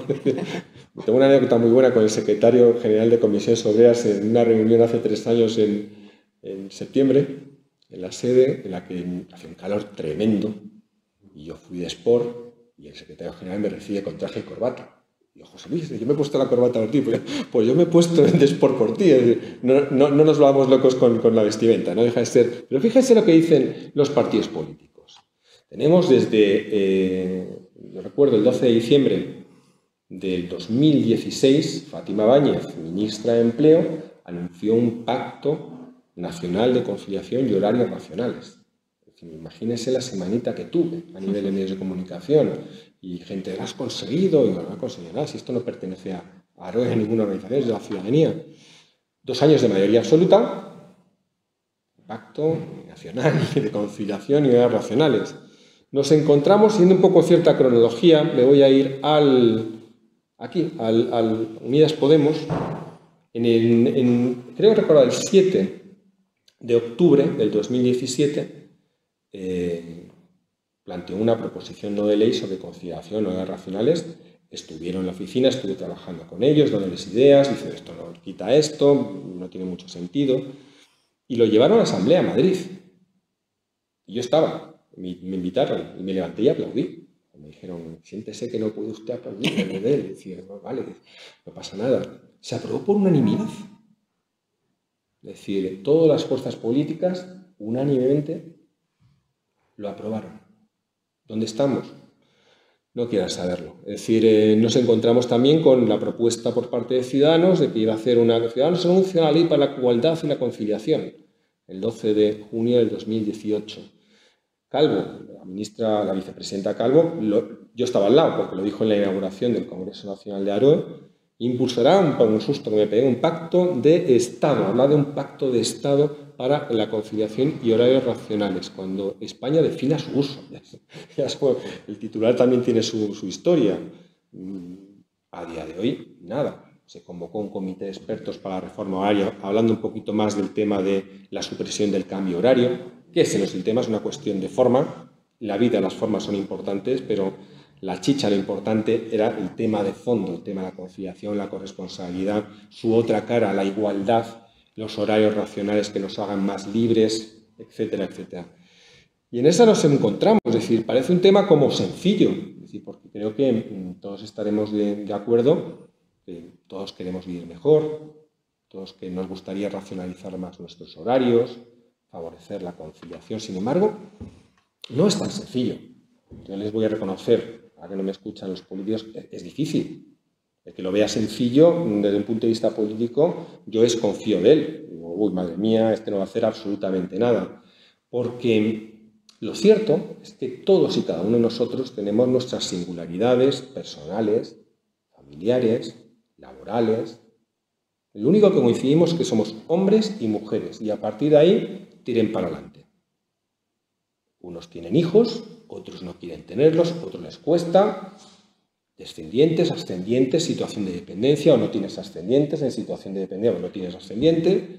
Trabajas o estás desempleado, eres autónomo o no, o eres empresario titular de una empresa. Hay una multiplicidad de circunstancias, con lo cual buscar una norma general que aglutine todo esto es pecar de exceso, ser muy osado en ese sentido. Porque además hay otro error también muy importante, que es hacer un posicionamiento, tanto ideológico como social, pensando única y exclusivamente en mis circunstancias. Miren, yo no soy representativo y supongo que todas las personas que estábamos en la mesa tampoco, a nivel de horarios. Yo soy autónomo, yo presento una asociación. La gran mayoría de ciudadanos y ciudadanas de este país pues son técnicos, administrativas, reponedoras, cajeros. Es decir, para esa gente es la que trabajamos, incluido también los agentes sociales, tanto la patronal como los sindicatos. Es decir, lo que quiero decir con ello es que cuando tomas posición desde tu situación personal, es que esto de los horarios racionales y la conciliación, yo que soy abogado, lo he oído 1000 veces, yo de profesión, antigua profesión, he sido abogado, no tiene que ver con nosotros. O yo es que soy procuradora, eso lo dice mi cuñada, así que está en Cataluña, es decir, no, imposible, no se puede conciliar, esto de los horarios es una locura. Esto que decís, los agentes sociales, sobre todo desde la parte sindical o la sociedad civil o diferentes movimientos, esto es inviable en nuestro país. No, inviable no es. Es difícil, pero no imposible. También era muy difícil, no imposible, se mostró la equiparación, desde el punto de vista de derechos y obligaciones, de las mujeres. Mi madre necesitaba la firma de mi padre en el año 73 para abrir una cuenta bancaria. Se ha evolucionado, ha costado, queda mucho camino por recorrer. Y en este tema también. Pero lo que quiero decir con esto es que lo primero que falta es una cierta voluntad, porque siempre hay una excusa. Y como ciudadano lo puedo llegar a entender. Propuesta de ley del 17 de octubre. Ahora que tengo avisé, decir, ¿qué pasaba en octubre del 2017 en este país de Cataluña? Tema catalán. Adiós. Calvo anuncia en el 2018, estamos trabajando para pergeñar un pequeño pacto, un preinicio, un documento estratégico. Pandemia. Entonces, siempre parece que hay una excusa que para algo tan importante como es la conciliación, la corresponsabilidad, la igualdad, los horarios racionales, los cuidados, parece que siempre hay una excusa para no abordarlo. Antes le decía a un medio de comunicación, yo soy jurista, entiendo lo de la renovación del Consejo General del Poder Judicial, lo entiendo, pero francamente como ciudadano me importa 3 pepinos. Es decir, estos son los temas que nos afectan a la gran mayoría, a los ciudadanos de a pie. Y parece que siempre hay una excusa. Que si el rey emérito, que no sé qué. Entonces, todo se acaba focalizando y los medios de comunicación a veces entran en esas circunstancias y lo realmente importante cuesta mucho más. Nos cuesta muchísimo más. Y no es tan difícil. Brevemente no les voy a decir, Aroe somos una asociación sin ánimo de lucro, no somos agente social ni se lo queremos serlo, es decir, nosotros, ya dije al secretario general, queremos estar al lado, en diagonal o debajo. Es decir, con estos temas representamos un movimiento, 30.000 personas, es decir, que entiende que nuestro manifiesto es de sentido común, pero es que personas que han firmado, pero es que fíjense la foto.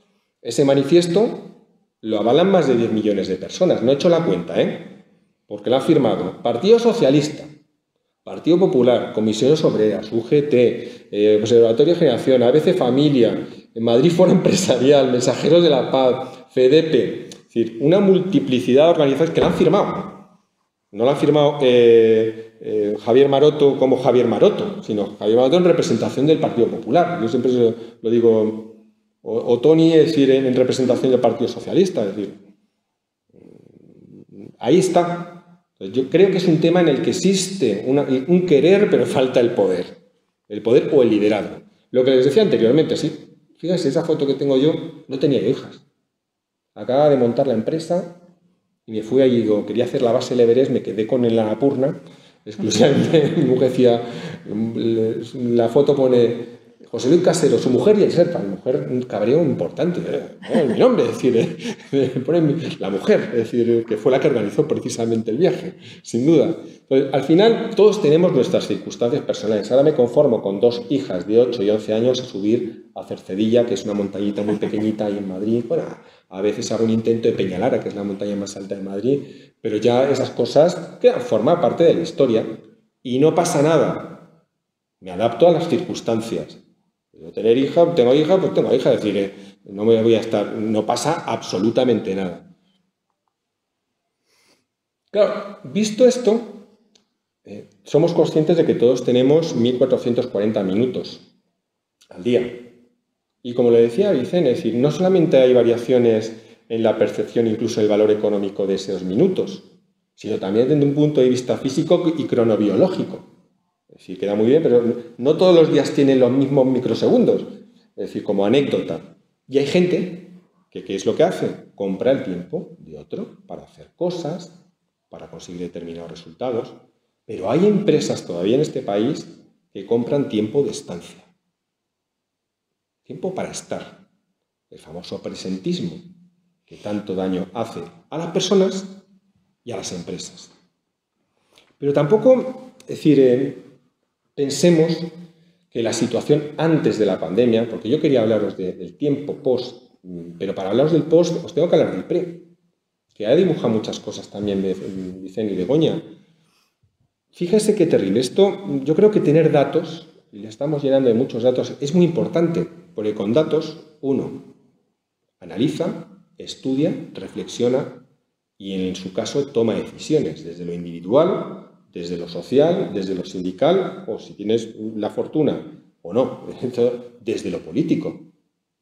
Puedes tomar decisiones. El tomar decisiones sin tener datos es muy peligroso. Y fíjese, los datos marcan una realidad tremenda.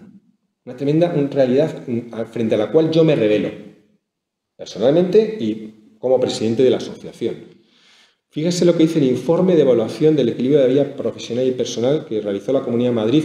Lo presentó en la pandemia, más que nada yo estuve en la presentación, pero era de antes de la pandemia. Se presentó en junio del año pasado, pero es anterior. Fíjese lo que hacen las mujeres y los hombres en el tiempo fuera del trabajo. La flexibilidad como es utilizada por las mujeres para el cuidado de dependientes y responsabilidades del hogar. Un 94%. Y el 89% de los hombres lo hacen para deporte, estudios o gestiones. Es tremendo. Me siento avergonzado. Como español, es decir, yo no puedo permitir que mis hijas hereden esto. Es decir, aunque sea por decencia, es decir, no es normal. Tenemos que hacernos mirar. No somos una sociedad igualitaria. No lo somos. Los datos están ahí. Ni siquiera esa encuesta la hicimos nosotros. La hizo la propia Comunidad de Madrid. Seguimos con más datos. El 41% de los españoles declara que ya casa demasiado cansado después del trabajo.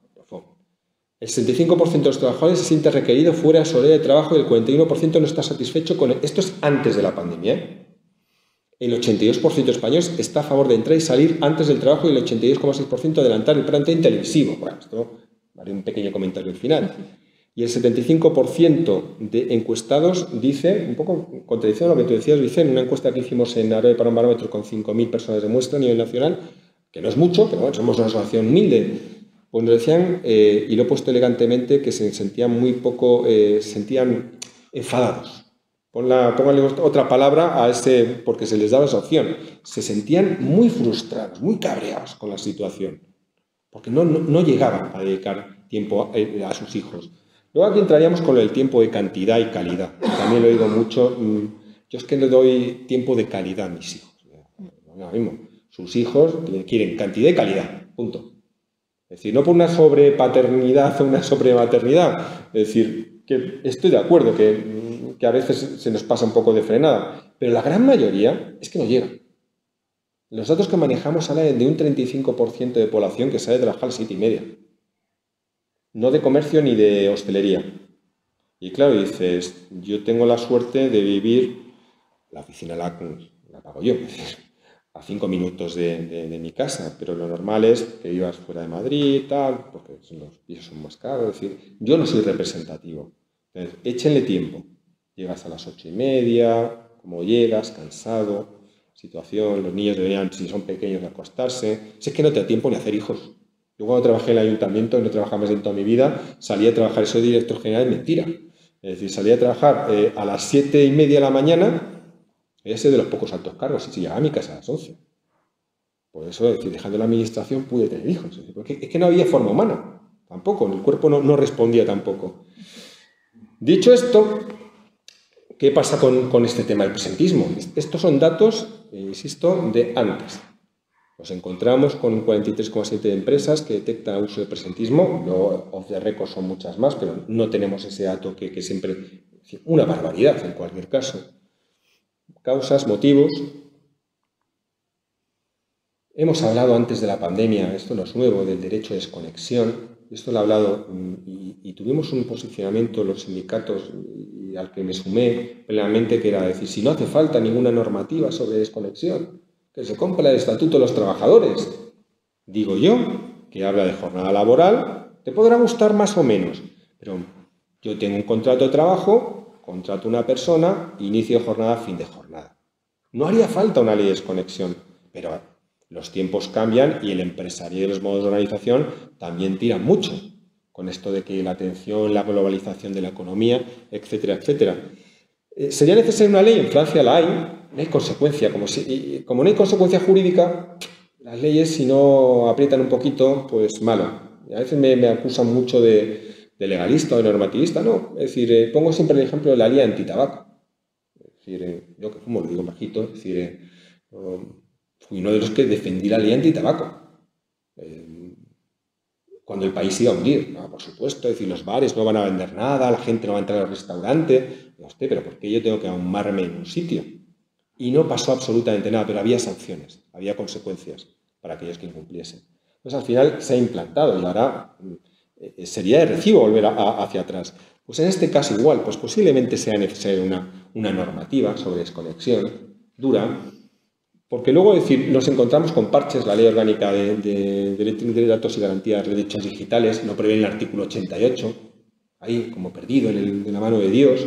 La propia normativa, tanto el Real Decreto como la legislación de teletrabajo, también habla del derecho de desconexión. Pero falta todavía en este punto avanzar, es decir, bueno, ¿y qué es lo que pasa en aquellos casos que la empresa no deja desconectar al trabajador? Inspección, sanción, sí, es decir, menos mal. Faltaría más, pero falta crear esa cultura y falta crear cultura a través de normativa y sanciones. Fíjense, esto también me da hasta miedo. Es decir, hay un dato ahí, el 60% de empleados trabajarán en su hogar para el 2022. Tengo que estudiar un poco quiénes son esto de Virgin Media Business, porque esto es sacado del 2017. Es decir, tenían alguna información que nosotros no teníamos, es decir, porque habla de decir el 2022, que es el próximo año. Bueno, no se va a cumplir, pero fíjense un poco la situación que hemos vivido el año pasado. 25-35% de trabajadores presentan patologías de dependencia en su trabajo, un 71% de directivos europeos está gravemente tocado con estos temas, un impacto negativo. Pues, al final hay consecuencias. No somos máquinas, somos organismos vivos y en el momento en que se incide y se maneja el tiempo de una forma excesiva, hay consecuencias. Creemos que no, pero las hay. Es decir, ojalá no les pase a ustedes, yo procuro que a mí no me pase. Yo estoy aquí hablando, tengo el móvil apagado. Yo habitualmente tengo el móvil en silencio. Es decir, veo que me llama, ya, devuelvo la llamada. Si no es que sea, pero no vivo permanentemente. Estoy con mi mujer cenando, no estoy con el móvil. ¿Y quién no ha visto esas circunstancias habitualmente? En un medio de transporte público, pues siento solo, me pongo con el móvil. Al final acabas generando una serie de dependencias muy importantes. ¿Es este el modelo socioeconómico que queremos para nuestro país? Yo no. Es decir, me siento muy orgulloso de ser español, pero no, hay cosas que me gustaría mejorar y cambiar desde lo social y con la gente, los agentes sociales, con las fuerzas políticas y con los ciudadanos, ir mejorando. Cuarta economía en Europa. Claro, antes éramos la quinta. Estos son datos de estadística europeos. Como salió Gran Bretaña con el Brexit, pues hemos subido el escalafón. Octavos en productividad, líder en fracaso escolar. Aquí hemos mejorado, ya no somos líder en fracaso escolar, somos los segundos. Dormimos una hora menos según la Organización Mundial de la Salud. Claro, es que somos españoles somos cachondos. Tenemos clima, 25 grados en Holanda hoy. Es que somos seres vivos, organismos vivos, y hay gente española muy divertida y muy aburrida. Igual que hay alemanes divertidos, igual que hay alemanes tremendamente aburridos y también divertidos. Entonces, esto del dormir no nos origina un resultado mejor en nuestra vida, créanme. No llegaba, antes de la pandemia, nosotros que llevamos con el tema del teletrabajo años, a un 4% de las empresas que tenían algo de teletrabajo en los convenios colectivos. Algo era un día, 2. Me acuerdo que además en febrero del año pasado, cuando se empezó un poco a hablar de la pandemia del COVID, me acuerdo que nosotros siempre sacamos una nota de prensa en febrero de todos los años con el tema del teletrabajo.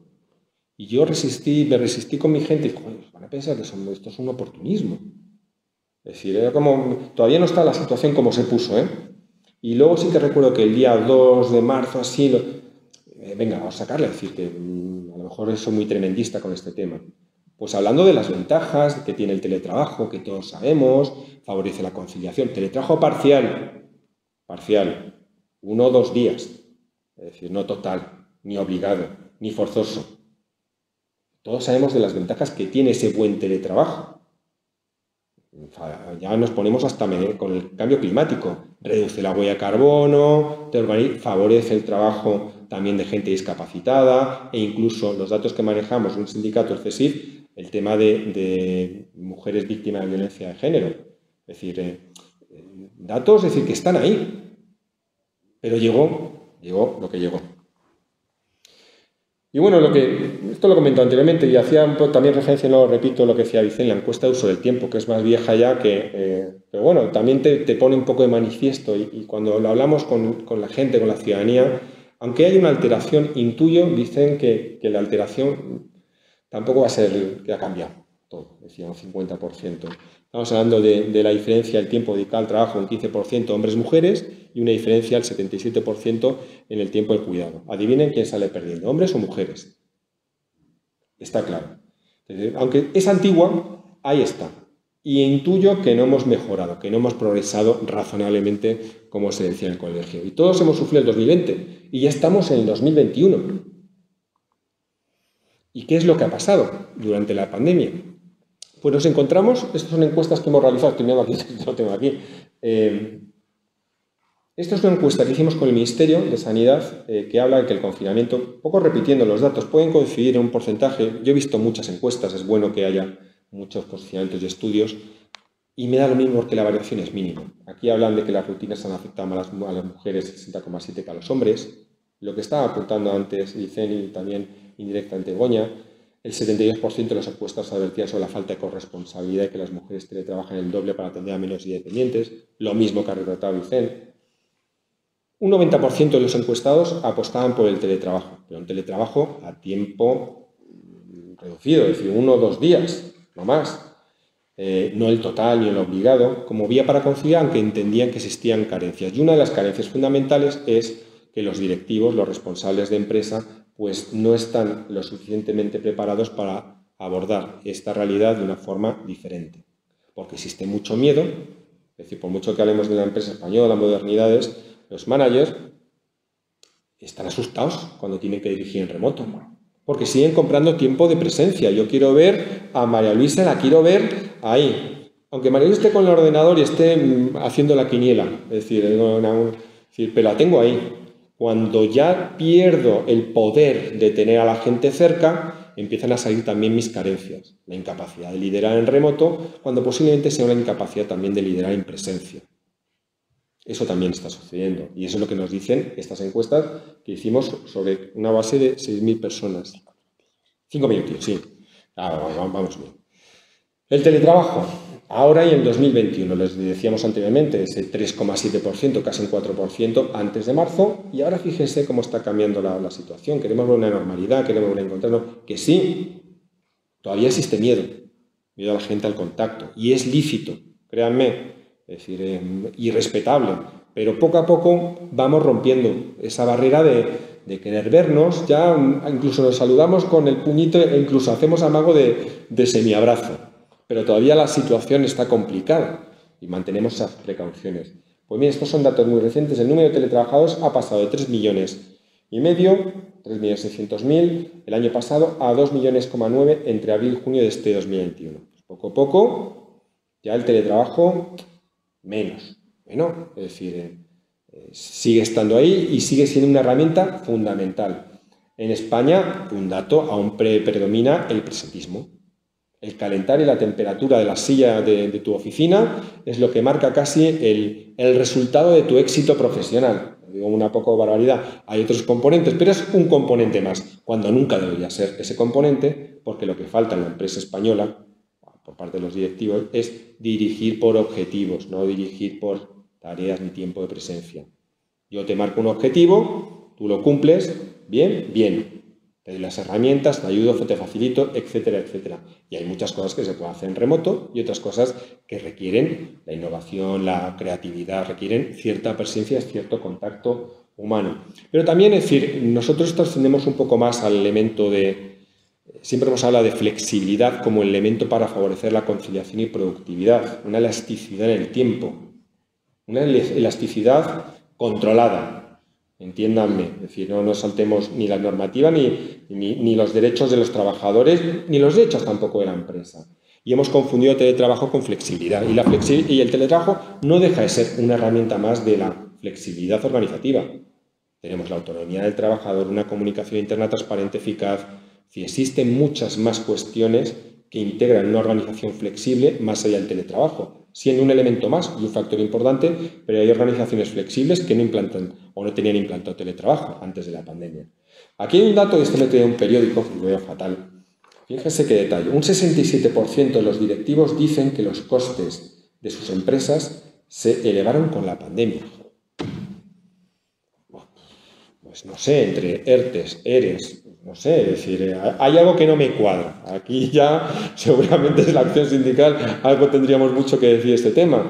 Pues evidentemente había una inversión, o debería haber habido una inversión, un plan de negocio. Yo que hablo mucho de planes de emprendedores en otra vida, hace muchísimo tiempo, si alguien tiene una idea debería pensarle poner un papel, digo yo, pues esto que ha implicado un modelo, un cambio de modelo organizativo, exigiría un plan de negocio, un plan de teletrabajo. Y un plan de teletrabajo, como viene aquí, pues tiene un guión y hay que rellenarlo y hay que hacerlo. Y ya que lo haces, pues implántalo, porque si no, no lo hagas. Es decir, esto es como el plan de emprendedores. Y aquí hay cosas que hay que hacer. Es decir, a lo mejor hay que redefinir el modelo de negocio, lo que hacemos, el producto. Hombre, no pasarnos todos a fabricar mascarillas en este país, que lo digo un poco con cierta ironía, pero a lo mejor hay que hacer las cosas de forma diferente a día de hoy, porque las sensibilidades de los empleados y empleadas y del propio cliente han cambiado. Nos hemos vuelto un poquito de piel más fina, más sensibles, más humanos y todo. No sé cuánto nos durará, pero hay una serie de cuestiones que evaluar el trabajo, el seguimiento, comunicación, hay que invertir en comunicación, hay que invertir en un protocolo del trabajador, un protocolo para los responsables, herramientas, software, hay que formar mucho a los trabajadores en nuevas tecnologías, porque aquí ahora creemos que con FUN y con dos cosas ya somos expertos en tecnología. Y primero hay que ver quién paga la tecnología. O yo, la empresa. Nosotros siempre defendíamos que, no cómo queda el tema, es decir, que sea la empresa, indudablemente, porque hay también una serie de ahorro de costes en oficinas, es decir, hay mucho que pensar. Esto no es simplemente mandar a los trabajadores a casa en una situación, entre comillas, normalizada y que salgan las cosas. Antes sí que fue fácil. Tuvimos situación crítica, obligación forzosa, todos a casa. Pero eso ni estaba previsto, ni estábamos preparados, ni estábamos formados.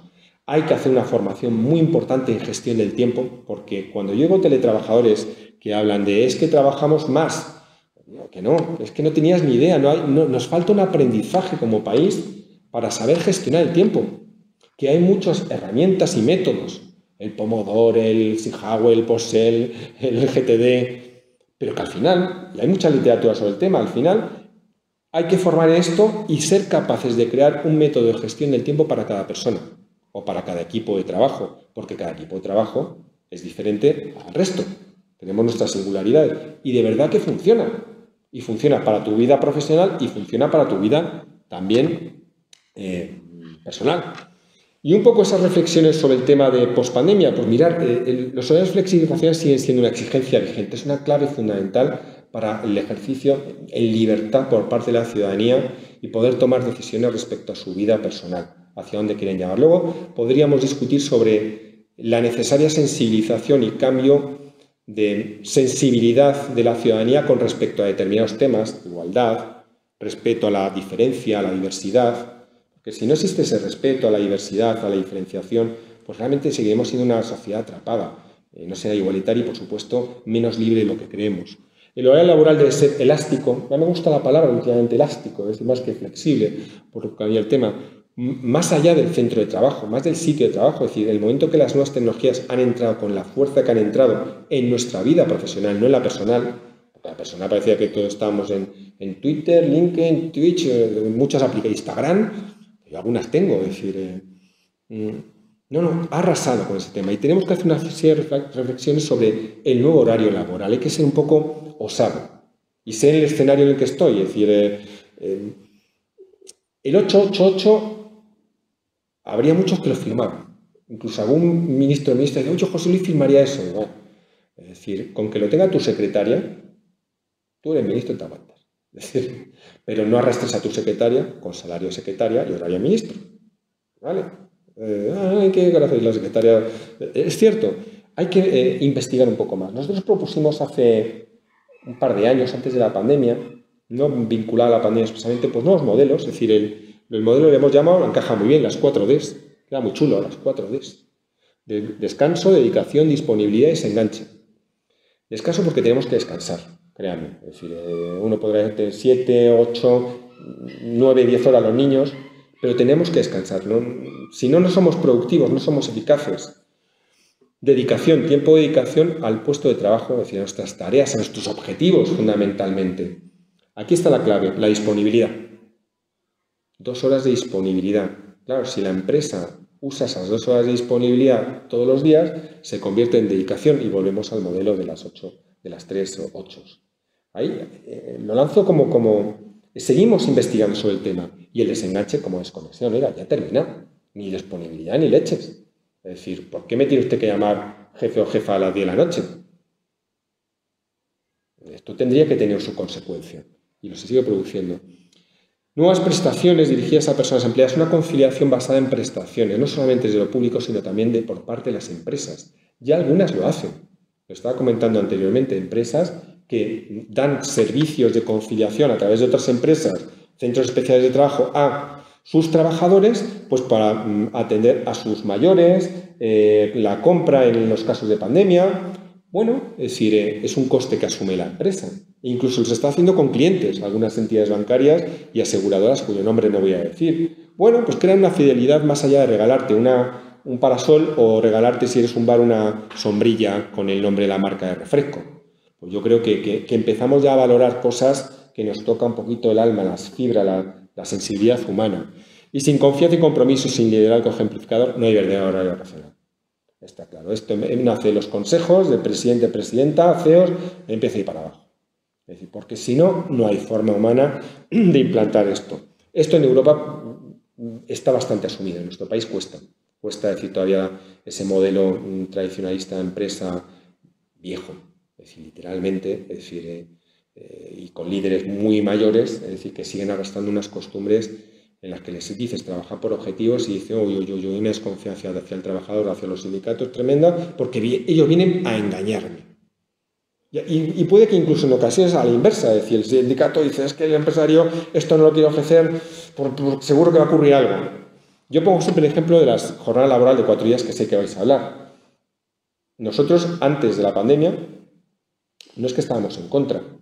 Yo decía, vamos, señores, céntrense, es decir, no podemos construir la casa por el tejado.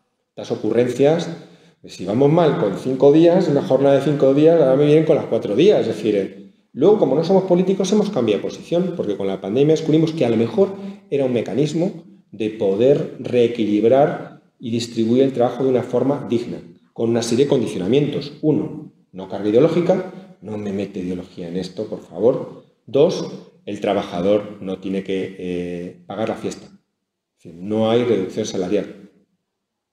Porque si hay reducción salarial, claro, cuando ganas 3.000, 4.000 euros, te quitan 500, bueno, te apañas, pero la gran mayoría de trabajadores no está en esa situación. Entonces ya lo que estabas abocando es a generar volver al pluriempleo.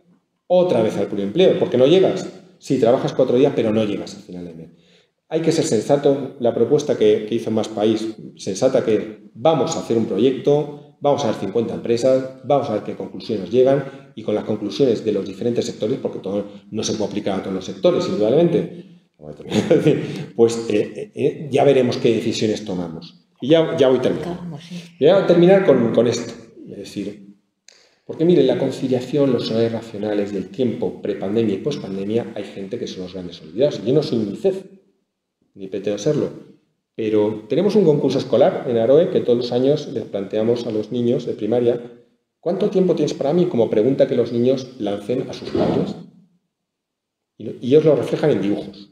Y yo no se pueden imaginar la cantidad de discursos políticos e institucionales a los que me han invitado, que me he ahorrado hablar solamente poniendo esta transparencia. Y digo, tiene para abajo José Casero, pongo la transparencia, dejo un minuto de reflexión, cuento de qué va y ahí termina la historia. Esto es una niña que dibuja, que casi se nos salta al jurado, es decir, que se dibuja en la camita y dice: hasta mañana, mamá. Hay un relojito por ahí que marca las 11 de la noche y su muñequito, un osito, con unas melenitas. Esa es su mamá. Y dice: no está loca, sino sola. ¿Es esto lo que queremos como sociedad? Es decir, porque, claro, hablamos de sobreproteccionismo en ocasiones, de Vicente, pero la gran mayoría, es decir, los que trabajan en tema hostelería, en los que trabajan en Corte Ingleses, etcétera, etcétera, pues como que no llegan a un horario razonable. Con esto no quiere decir que todo se cierre a las 6 de la tarde, indudablemente, pero que nos replanteemos una forma de dibujar el tiempo de forma diferente, acorde con lo que teníamos antes, acorde con lo que hemos vivido y acorde con lo que queremos dejar en un futuro para las nuevas generaciones. Muchas gracias. Tiempo para preguntas. En todo caso, bueno, pues si hay un par de cuestiones en 5 minutos mientras se va preparando lo siguiente. 5 minutos simplemente, si hay alguna cuestión, y si no, lo cerramos aquí. ¿Queréis comentar algo? Pues nada, cerramos. Yo sí tengo una. Venga. En 5 minutos se plantea y se resuelve la pregunta. Por darle tiempo, sobre todo, a que se prepare. En tu exposición, en la primera de las diapositivas que has puesto, había uno que hablaba que se tomarían las medidas oportunas para la conciliación en el punto en que España determinara su uso. Y me llama mucho la atención sobre el uso, y sobre todo está un poco fuera de todo lo que tú has expuesto, pero es un tema muy caliente que siempre que hacemos el famoso cambio horario, el famoso cambio de uso horario, hay un montón de discusiones a favor o en contra, ¿no? Entonces quería saber un poco tu opinión acerca del impacto que puede tener realmente, o si realmente lo tiene, o estamos haciendo una montaña de esto cada vez que... Me gusta. Hoy he hecho 2 entrevistas sobre el tema del cambio horario y todavía falta que llegue. No, muy breve. Uso horario con H. No. Yo siempre digo a los periodistas, decía, a nosotros el tema del cambio horario es un tema formal y en la vida las formas son importantes. Y el tema formal se llena con cuestiones de fondo, que es lo que hemos hablado ahora. Con esto no le estoy quitando importancia porque hay 2 datos. Nosotros somos favorables, lo explico, a la supresión del cambio horario. Primero porque tenemos los datos científicos, educativos, casi sociológicos. María Ángeles Durán está también en ese comité de expertos y ahí están los cronobiólogos. Es decir, al final nos han vendido el cambio horario como un tema de impacto económico. Es decir, por el tema de las energías. Eso viene en los años 70. Y la Unión Europea reconoció hace 3 años, cuando se montó la gran movida con este tema, que el impacto es marginal, irrelevante, y que el impacto sobre la salud es mucho más importante de lo que creemos. Incluso hay estudios en Europa que hablan, en Centro Europa, en Alemania, un incremento de un 20% en accidentes de tráfico en las 2 semanas posteriores al cambio horario. Afortunadamente, nadie muere por el cambio horario, molestias, como un jet lag. La cuestión es como una piedra en el zapato. ¿Por qué demonios yo con una piedra en el zapato ando? ¿Pero por qué tengo que llevarla? Dicho esto, es decir, hay que suprimir el cambio horario. Desde nuestra posición lo estamos peleando y hay que elegir el horario adecuado al país. Un minuto, regaladme un minuto. 30 segundos. Vale. Habrán oído horario de invierno, horario de verano. Mentira. El horario que se va a adoptar ahora es el UTC+1, mal llamado horario de invierno, que se toma en octubre, que no es invierno. Y el de verano, porque es que ahí es el UTC+2, que se adopta en marzo. Claro, a la gente le mola mucho el verano. A mí también. Déjenme elegir, me quedo con el tiempo de septiembre. Pero lo que no tiene en cuenta es el impacto. Y en nuestro país es algo muy sencillo. No somos Colombia. Vuelta al cole. 12 horas de luz, 12 horas de oscuridad. No somos Finlandia. Las horas de luz y oscuridad son todas las mismas para todos los países del mundo, únicamente que se distribuyen de forma diferente según la posición geográfica. Afortunadamente tenemos una posición chula. No somos Finlandia, no somos Colombia. ¿Eso qué significa? Que tenemos más horas de luz, no calor, en verano y menos horas de luz en invierno. Si nos quedamos con el cambio con el horario que tenemos ahora, que mola mucho horario de verano, es que ayer un empresario me dijo, me gusta la hora de verano, y digo, sí, paga extra, Bermudas todo el año. Es decir, alegría. No. Si nos quedamos con el horario de verano, lo que implicaría es que en nuestro país, en diciembre, amanecería sobre las 10 de la mañana. En Aranda de Duero a las 10 de la mañana. Y dice, bueno, también llego a la oficina, enciendo la luz y pues saco. Pero piense usted en los niños, que parezco UNICEF aquí, pero no lo soy. Es decir, los profesores que están a favor del posicionamiento, es decir, no podemos permitirnos como sociedad que la gente entre a trabajar en términos generales y los niños vayan al colegio siendo de noche. Porque los ritmos circadianos, lo que dicen los médicos, los cronobiólogos, es que necesitas 2 horas de exposición a la luz solar para ser productivo y eficiente en tu puesto de trabajo o en tu colegio.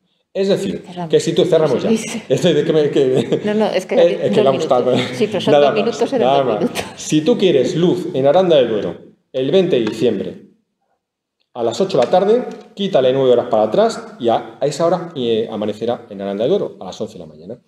Si eso quieres con la hora de verano, yo cambio de país. Estupendo.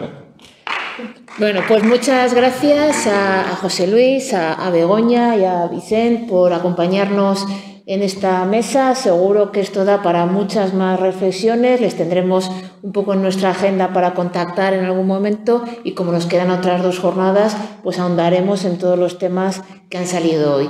Muchas gracias y a continuación, en 5 o 10 minutos que preparemos y podamos intercambiar, pues tendremos la ocasión de poder escuchar a Juan Carlos Mestre. Así que muchas gracias.